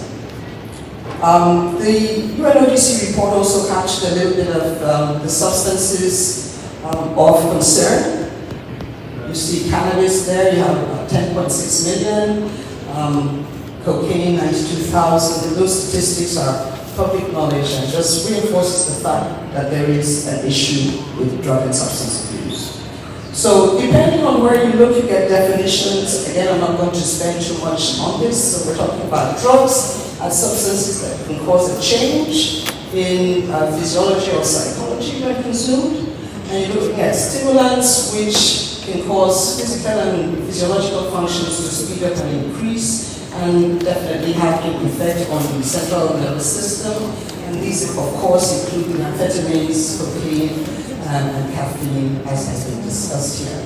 So the causes of drug and substance abuse are not new to us and have impact across various spheres of life. And what triggers that is open to a lot of interpretation. I know there are a lot of experts here who could render quite a bit of information as to what actually the cause. But it's societal, and there's quite a lot associated with economic factors which also drive that which has been spoken about. Next slide. Again, effects of drug use definitely on the brain, on physical well-being, and also on socioeconomic indicators which have already been elaborated here. Next slide.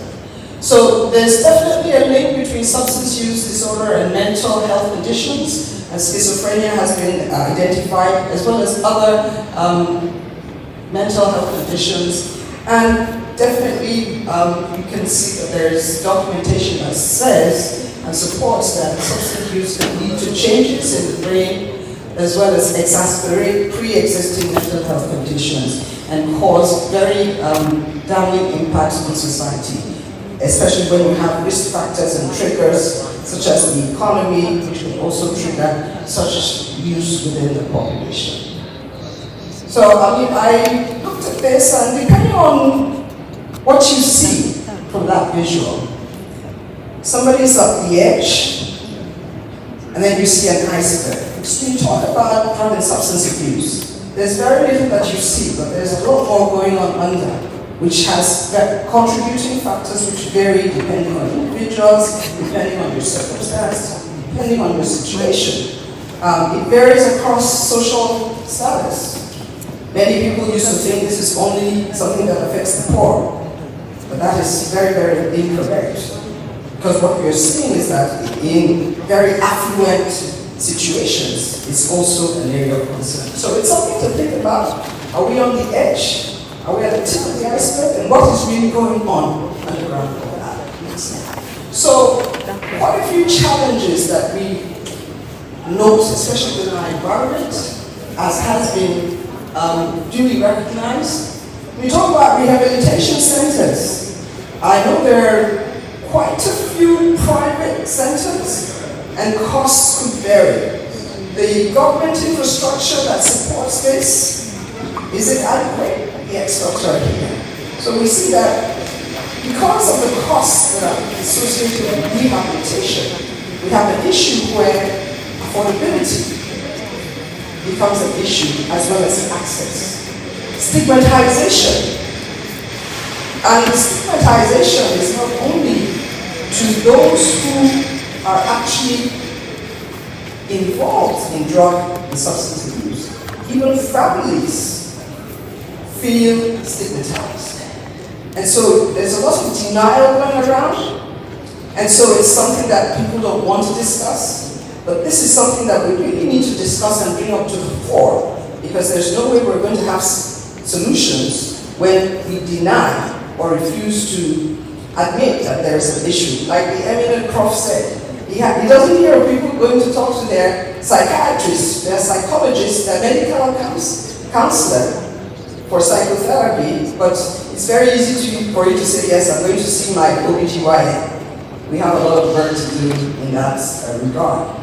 Coordination and integration, there's quite a bit going on in different spaces, and possibly with opportunities like the summit has provided, we'll be better able to coordinate and have targeted responses to try and address some of our issues. Advocacy is very, very critical, and it has been also mentioned here, as well as ensuring that people actually even know the facilities that even exist when they do need to access care.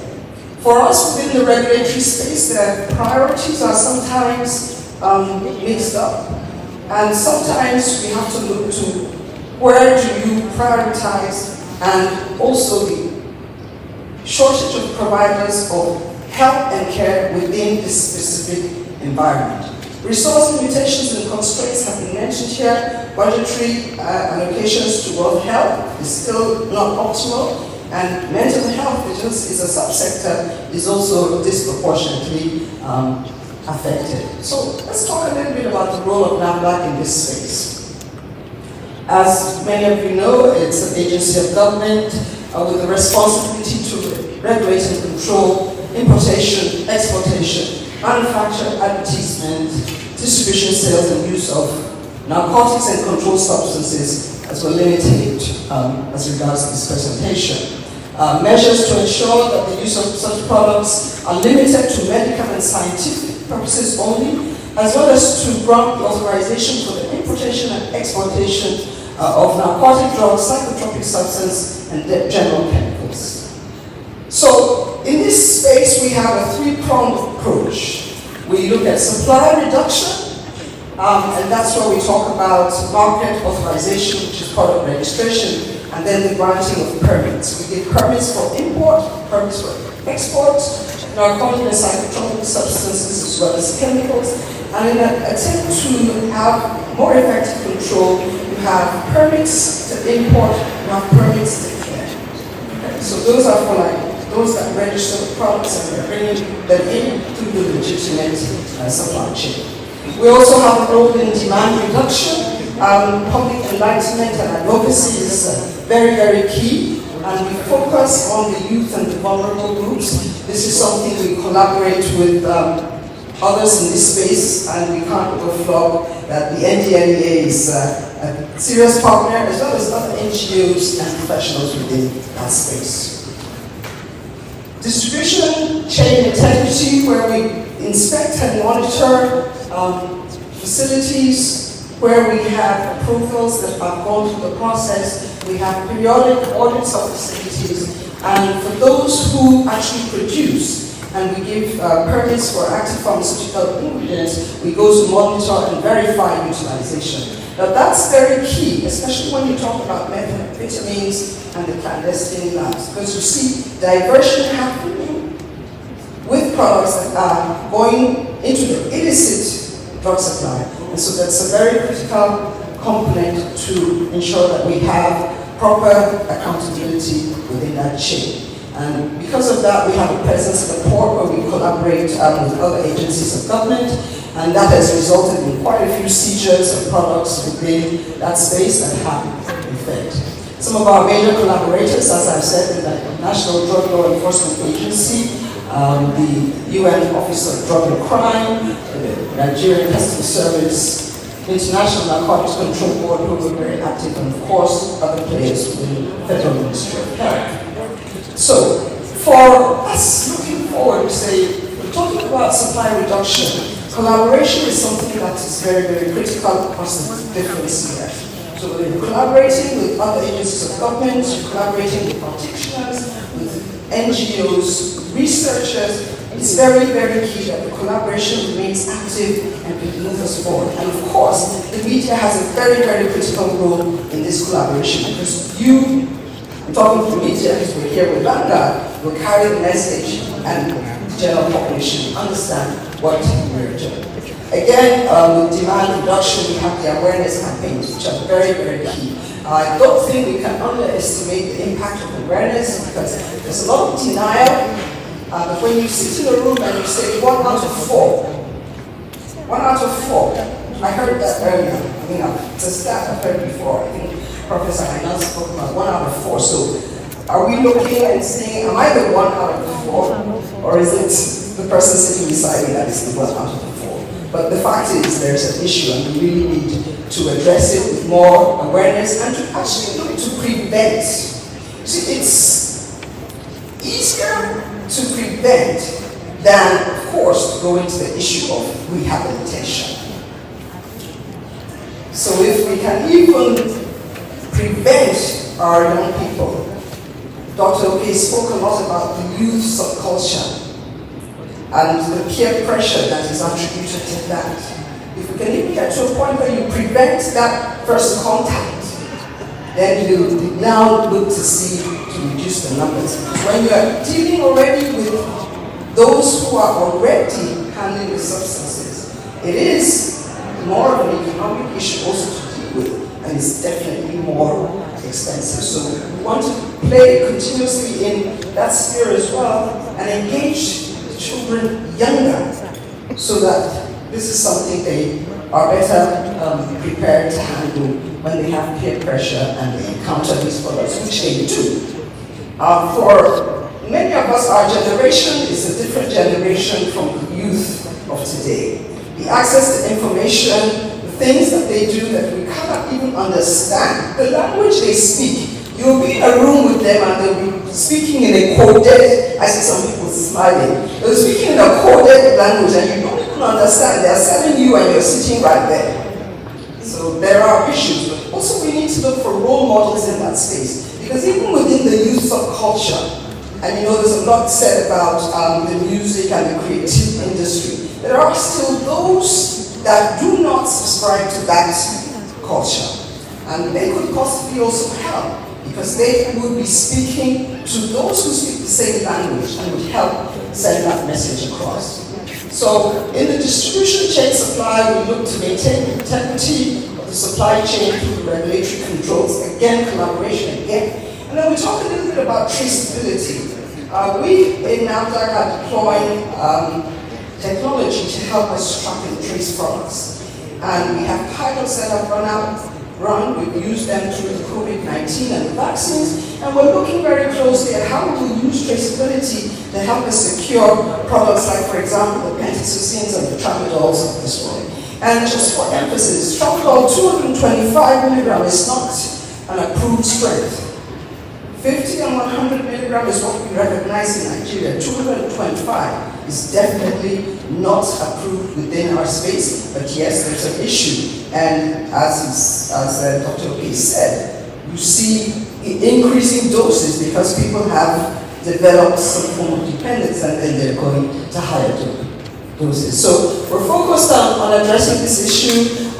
We look to the issue of prescription medicines. We all know that there is a big discussion that needs to be had around that space. But it's a double-edged sword, and depending on who you talk to, you write a prescription and then pharmacist fills. But I think there's a great area there that we all need to sit around the table and decide and agree that we need to enforce that really. And collaboration will be very key to that.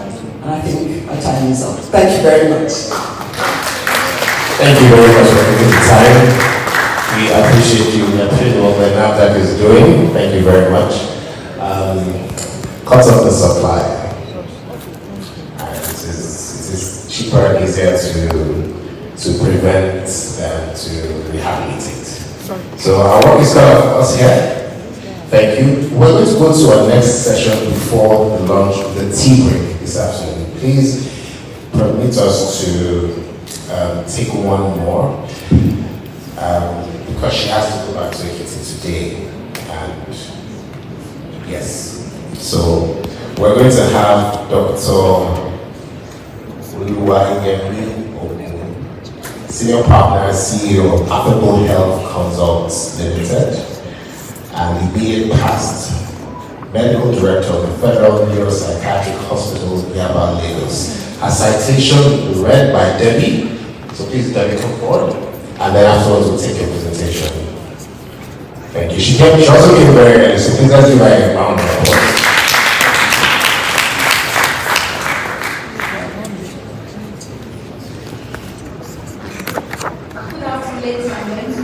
Good afternoon. This is a citation for one of our guest speakers, Dr. Oluwayemi Ogun. Dr. Oluwayemi Cecilia Ogun is a senior partner stroke CEO of Affordable Health Consults Limited. She is the chief consultant psychiatrist / child adolescent psychiatrist. She is a graduate of the College of Medicine, University of Lagos. She is also the immediate past medical director of the Federal Neuropsychiatric Hospital, Yaba, Lagos, from where she retired in May 2021. She had her residency training at the Federal Neuropsychiatric Hospital, Yaba, Lagos, and became a fellow of the West African College of Physicians in 1997. She became the pioneer psychiatrist of the Child and Adolescent Mental Health Services of the hospital in May 1999. This became the first multidisciplinary child and adolescent mental health service center in Nigeria. She has been involved in mental health training programs for professionals and members of the community. She is a commissioner for Colombo Plan, Global Center for Presidential and Certification, and also the chair of the organization Ethics Committee. She championed the first education training of Nigeria through Colombo Plan for Drug Advisory Plan in 2017. She belongs to many reputable professional associations and is a past president of Association of Child and Adolescent Psychiatric and Allied Professionals in Nigeria. I present to you Dr. Oluwayemi.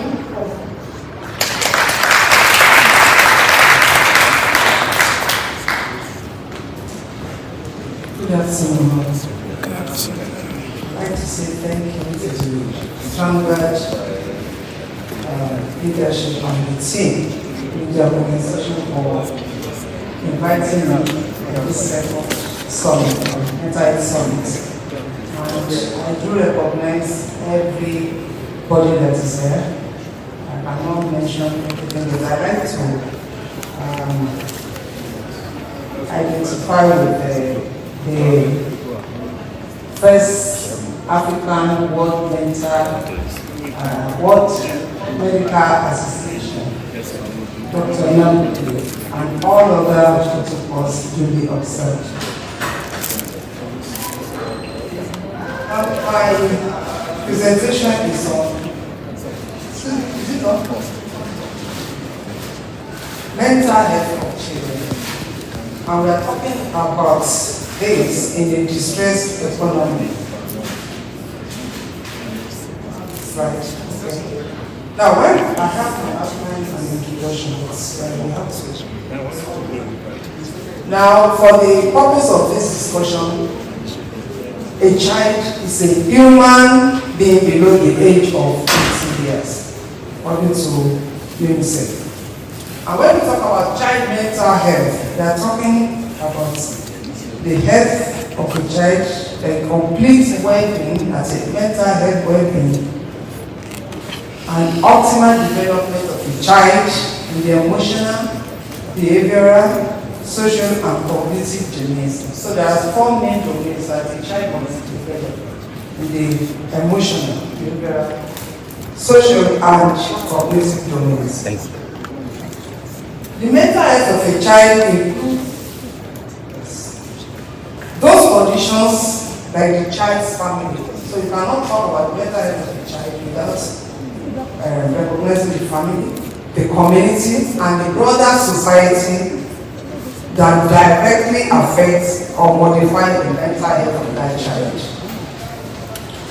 And it has to do with the gender of the child as well as genetics, what the child has inherited from the parents. So, and being mentally healthy during childhood means a child has reached developmental and emotional milestones. For example, a healthy toddler must be a child that has attained the developmental milestone of, depending on the age, maybe like a 1-year-old child, has already sat down and sprawled. Some of them by the age of 1 year, they are either standing or they are already standing and moving around. That's the life of a toddler. And then the child must be able to learn healthy social skills and how to cope with these problems. For example, you light a candle and you tell the child, don't go there. But the child does not listen to you, puts his hand there. Next time, I bet, that child will never go there. That is that the child has learned a healthy coping skill. Mentally healthy children have a positive quality of life and they are able to function both at home, in school, and other social contexts. Now, there are primary spheres of influence on child mental health, and they play critical roles in the development of the child. The world of the child. And this consists of the parents, the caregivers that have adequate, that will be able to give that child adequate nutrition, stable and safe homes, knowledgeable and engaged caregivers, and who will be able to care for them in an enriching environment.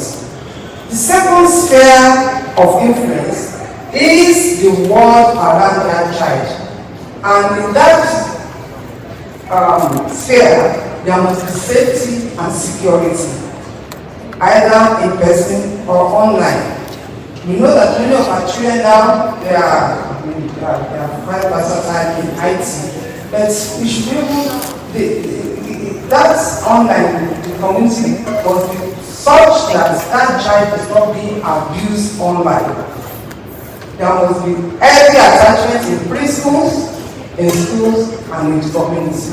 And then the last one is the world at large. We are talking about mental health in a distressed economy. For things like large-scale social determinants such as poverty, a distressed economy, meaning that there is definitely poverty here. Disasters like we are having in Nigeria, conflicts, and pandemics. What we know what happened to children during the COVID-19. Now, these determinants of mental health in childhood, there are critical risks for protective factors as well as risk factors. But one thing that sometimes the complexity of it is that what forms protective may be the one that actually forms the risk factor. Protective factor is safe school environment. But we do know that school environment can be a risk factor if there is violence there, if there are problems, if there are shooting guns there, it can be a risk factor for the mental health of the child.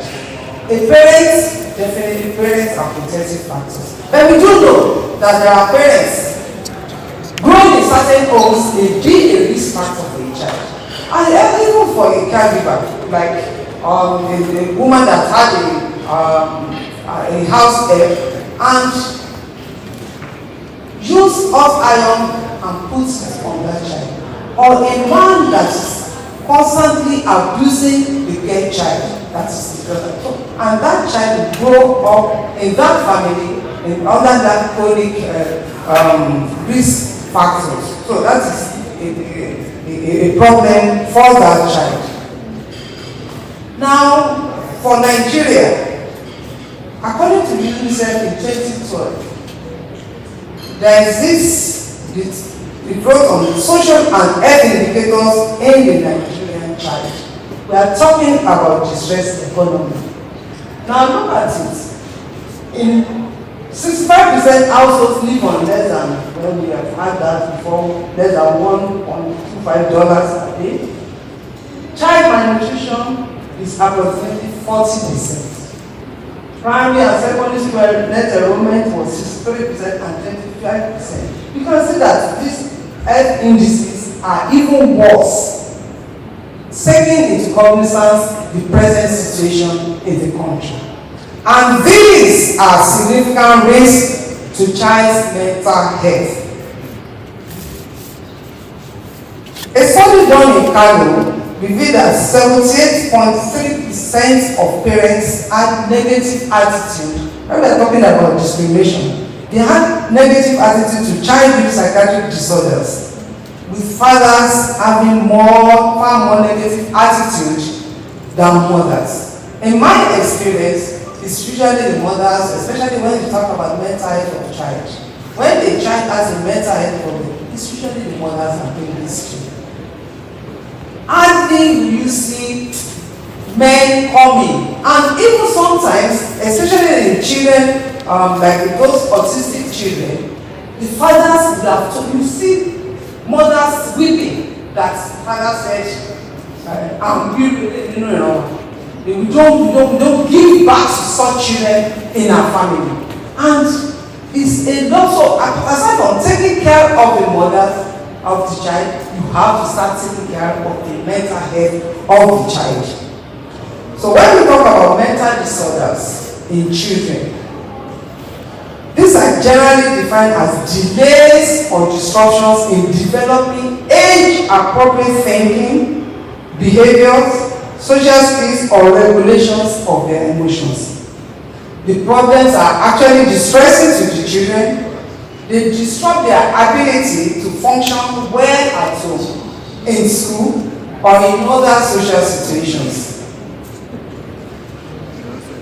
Many people feel that children don't have mental health problems. They are viewed, childhood is viewed as, it's a carefree time, children are happy, and if you talk about depression in children, you know, what is the child thinking about it? Forgetting that the child has a brain to think about something. So, but the problem of mental health problem in children is that when they do develop the same mental health problems that adults do have, but the way they would expect that their symptoms is quite different from that of adults. And because the life of a child is changing, developmental changes happen, and when these changes happen, somebody may misconstrue it as when it's as a mental disorder, or if it's the other way around, they may think it's just normal. Especially, for example, when a couple has the first child and they don't have much experience with nurturing a child. Sometimes, by the time they come to assess treatment for this child, it's a lot of problem. It has become overwhelming because they do not have experience about the mental health issue in these children.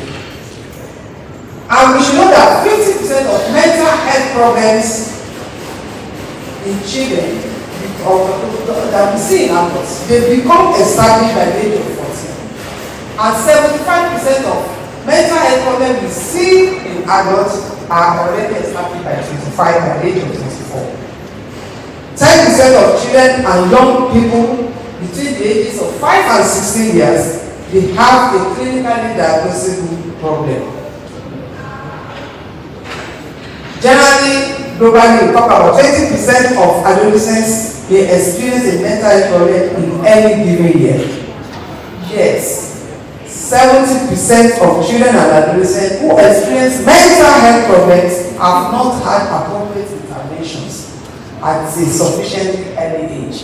I just told you about the negative attitude of fathers to mental health problems with children. What are the causes of this problem mental and developmental problems in children and adolescents. Some are lifelong, know that genetics interplay, there may be natural disasters that may cause mental health problems. The preconception before that child is born, especially for unwanted pregnancies or pregnancies, adolescent pregnancies. When adolescents when they become pregnant, there is a problem waiting to be unlearned for the child. But let us know about one of the perinatal problem and prenatal.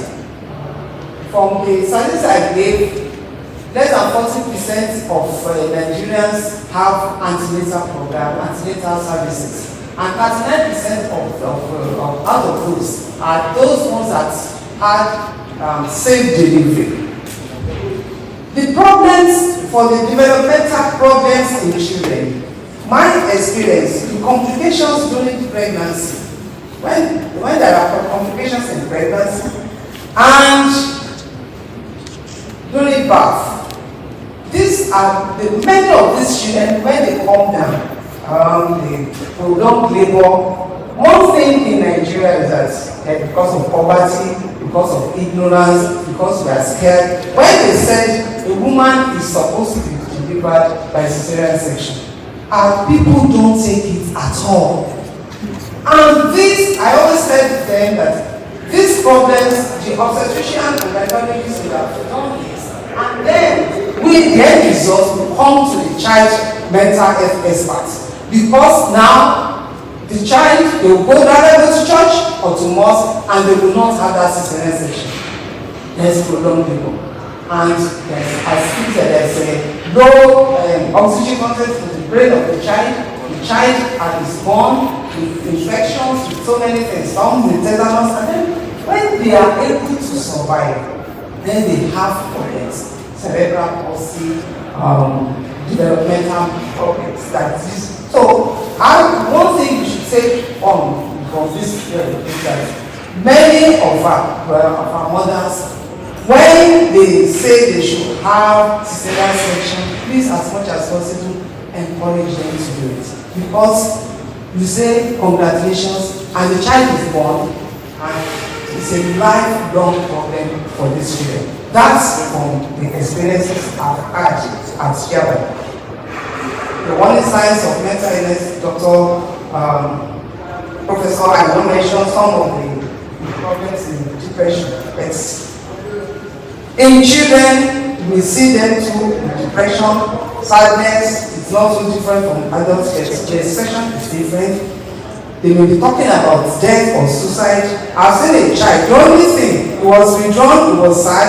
The parents did not know, but he continued to draw coughing. That was what made them to bring this child to us. There may be drastic mood changes and behavior and personality. Some of them, they have difficulty sleeping, loss of weight, especially for the adolescents who, because they are calling them horrible. And please, that is actually stigmatizing for these children. When they are in bits of the plum, we call them horrible. I've seen children who don't ever like it, and then they start fasting, and then they are on the way to having eating disorders. So please, as much as possible, let's leave that. What are the common mental disorders globally in children? We talk about anxiety and depressive disorders, which Professor Aino mentioned. Conduct disorder, delinquency, that's one called conduct disorder. There's attention deficit hyperactivity disorder, intellectual disability, and other mental health disorders just come with the lower points of 9.5%. I will talk about anxiety disorder, they have mentioned, depression, they have mentioned. These are ingredients of suicide and suicidal behaviors in children and adolescents, especially adolescents. Now, these children, when they are brought to the hospital, they are evaluated, and the mental health professionals know all the things that we should do for them. The treatment for children with mental health, there is treatment. There are treatable conditions, but it is multidisciplinary. For a child mental expert, you have to think, treating the child, you have to think about treatment of the mother, especially the first mother, or even the family. You have to think about it. And then the educational intervention is project for child mental health. So you have to collaborate with educational institution or where the child should be. Of course, there will be occupational interventions and psychotherapy. We don't encourage much of drug use in children. That is the teaching. But majority of them, maybe because at Yaba, by the time they come, it's already it's a severe case that they will need education. So what we should advocate for is early intervention in these children as much as possible. And many of the drugs, sometimes we don't even get them. We don't get the drugs that these children need in the country. Sometimes Janssen has been doing a lot, but we still need many of these people to come on board. So what are the barriers in treating these childhood mental health disorders? I've told you. First, the changes in development of the child, and the parents may not really understand what is going on in the child, because the change may not be different from the normal change. Also, children may not be able to explain how they feel. Like the one I told you was just drawing coughing. Every time the drawing was about coughing, whereas the child was stressed. So they don't know why they are behaving this way. They cannot explain themselves. If they are hearing strange voices, they don't really understand what is going on. Then the other thing is about the stigma. The father not really cooperating with the mother to bring the child to the hospital. The cost of treatment too may be another thing that may send people away from assessing health of the children. And accessibility to the health. We have said the mental health should be a main component of primary health care. It's not really there. Let's talk about the child mental health. So it's not really as easily accessible. And to think about mental health of the child is not something that we are not yet there in this country. Even though there are so many psychiatrists all over the place and there are many child mental health being trained now. But with this issue of health professionals going away, many of our people are out, they are now going outside the country. So what can parents do to cope with mental illness in the child? One thing is to learn about this illness in the child. We have to learn about it. We have to be educated about it. Parents should take books and read about, even if you don't have anything to do, read about the problem of the child. Get people who will educate you about them. Then when they're in the hospital, they have what we call parent training programs. In Yaba, we had this in AFPA, Association of Family and Professionals Against Autism. And during that thing, parents teach parents, then professionals to come in to train them on what they should expect from these children. And through that, many parents and children have been helped. Then children, the parents themselves have to take themselves to explore stress management, how to calm themselves down. Because what we have discovered is that many of the parents, they don't want to have any. Some of them have left jobs, especially when we talk about childhood autism. Many of them have left jobs. So they need to be educated, they need to have stress management techniques to help them. Parents, when children have this problem, they should not be ashamed of them. Many of the children, when they have these problems, parents don't take them out. They rather lock them in, and children learn to do. That play is a child's work. They must play, they must do. We should not be ashamed of them as much as possible. And when they actually do certain things, praise them for their strengths and their abilities in anything to do. And then as much as possible, the parents need to work with the child's teacher for the guidance and necessary support. So how do we prevent mental disorders in children? We have to address, we are talking about distress economy, we have to address specific and not specific, the risk factors in the community as well as strengthening protective factors. We should try to prevent exposure to community violence. And then there should be strong, consistent family and peer relationship. Teach them healthy coping skills to learn how to say no. But when peers give them drugs, even right from childhood, from babyhood, and then how to regulate their emotion, to have appropriate emotional reactions to things. So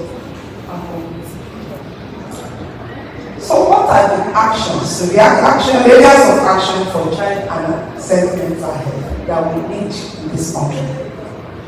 Financing and collaboration across sectors, schools, Ministry of Education, Ministry of Health, and so many things. So many things need to be put in place for the health of the child.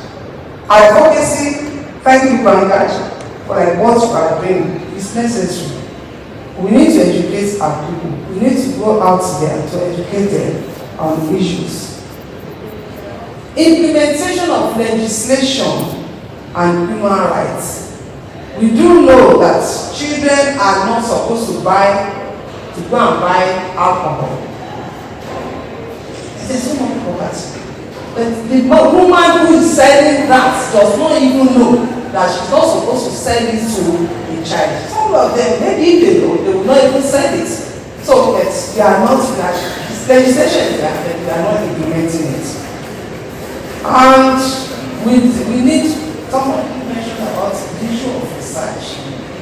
Research into child mental health, in mental health generally. And then there was the quality improvement of our services, organization of services. In how many places do we have where we are treating child mental health? That's not so many. So we need to organize services for child mental health, for promotion, for prevention, treatment, as well as rehabilitation of those who already have this problem. There should be improved access to and the use of psychotropic medicines. I told you, we don't have many of the medicines that we need for the child mental health disorders. Human resources development and training. Many of our members are already moving out, but that should not stop the Nigerian government from training and retraining those that are around. It's not possible for all of us to live in Nigeria, and some people must still be in the country to attend to the health of the nation. So thank you very much.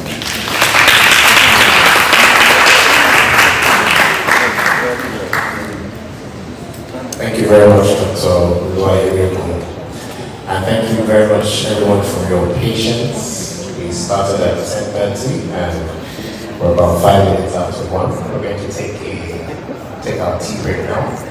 Please, the staircase is there, just go upstairs and get yourself something to eat. In case you want to use the restrooms, out this door, left, right, there's some bathrooms there. Our tea break will be for 15 minutes, so please just grab something, tea, coffee, and then we'll come back for the second half. Thank you very much. So the staircase at the back just leads right upstairs to where you can have a tea break. Thank you.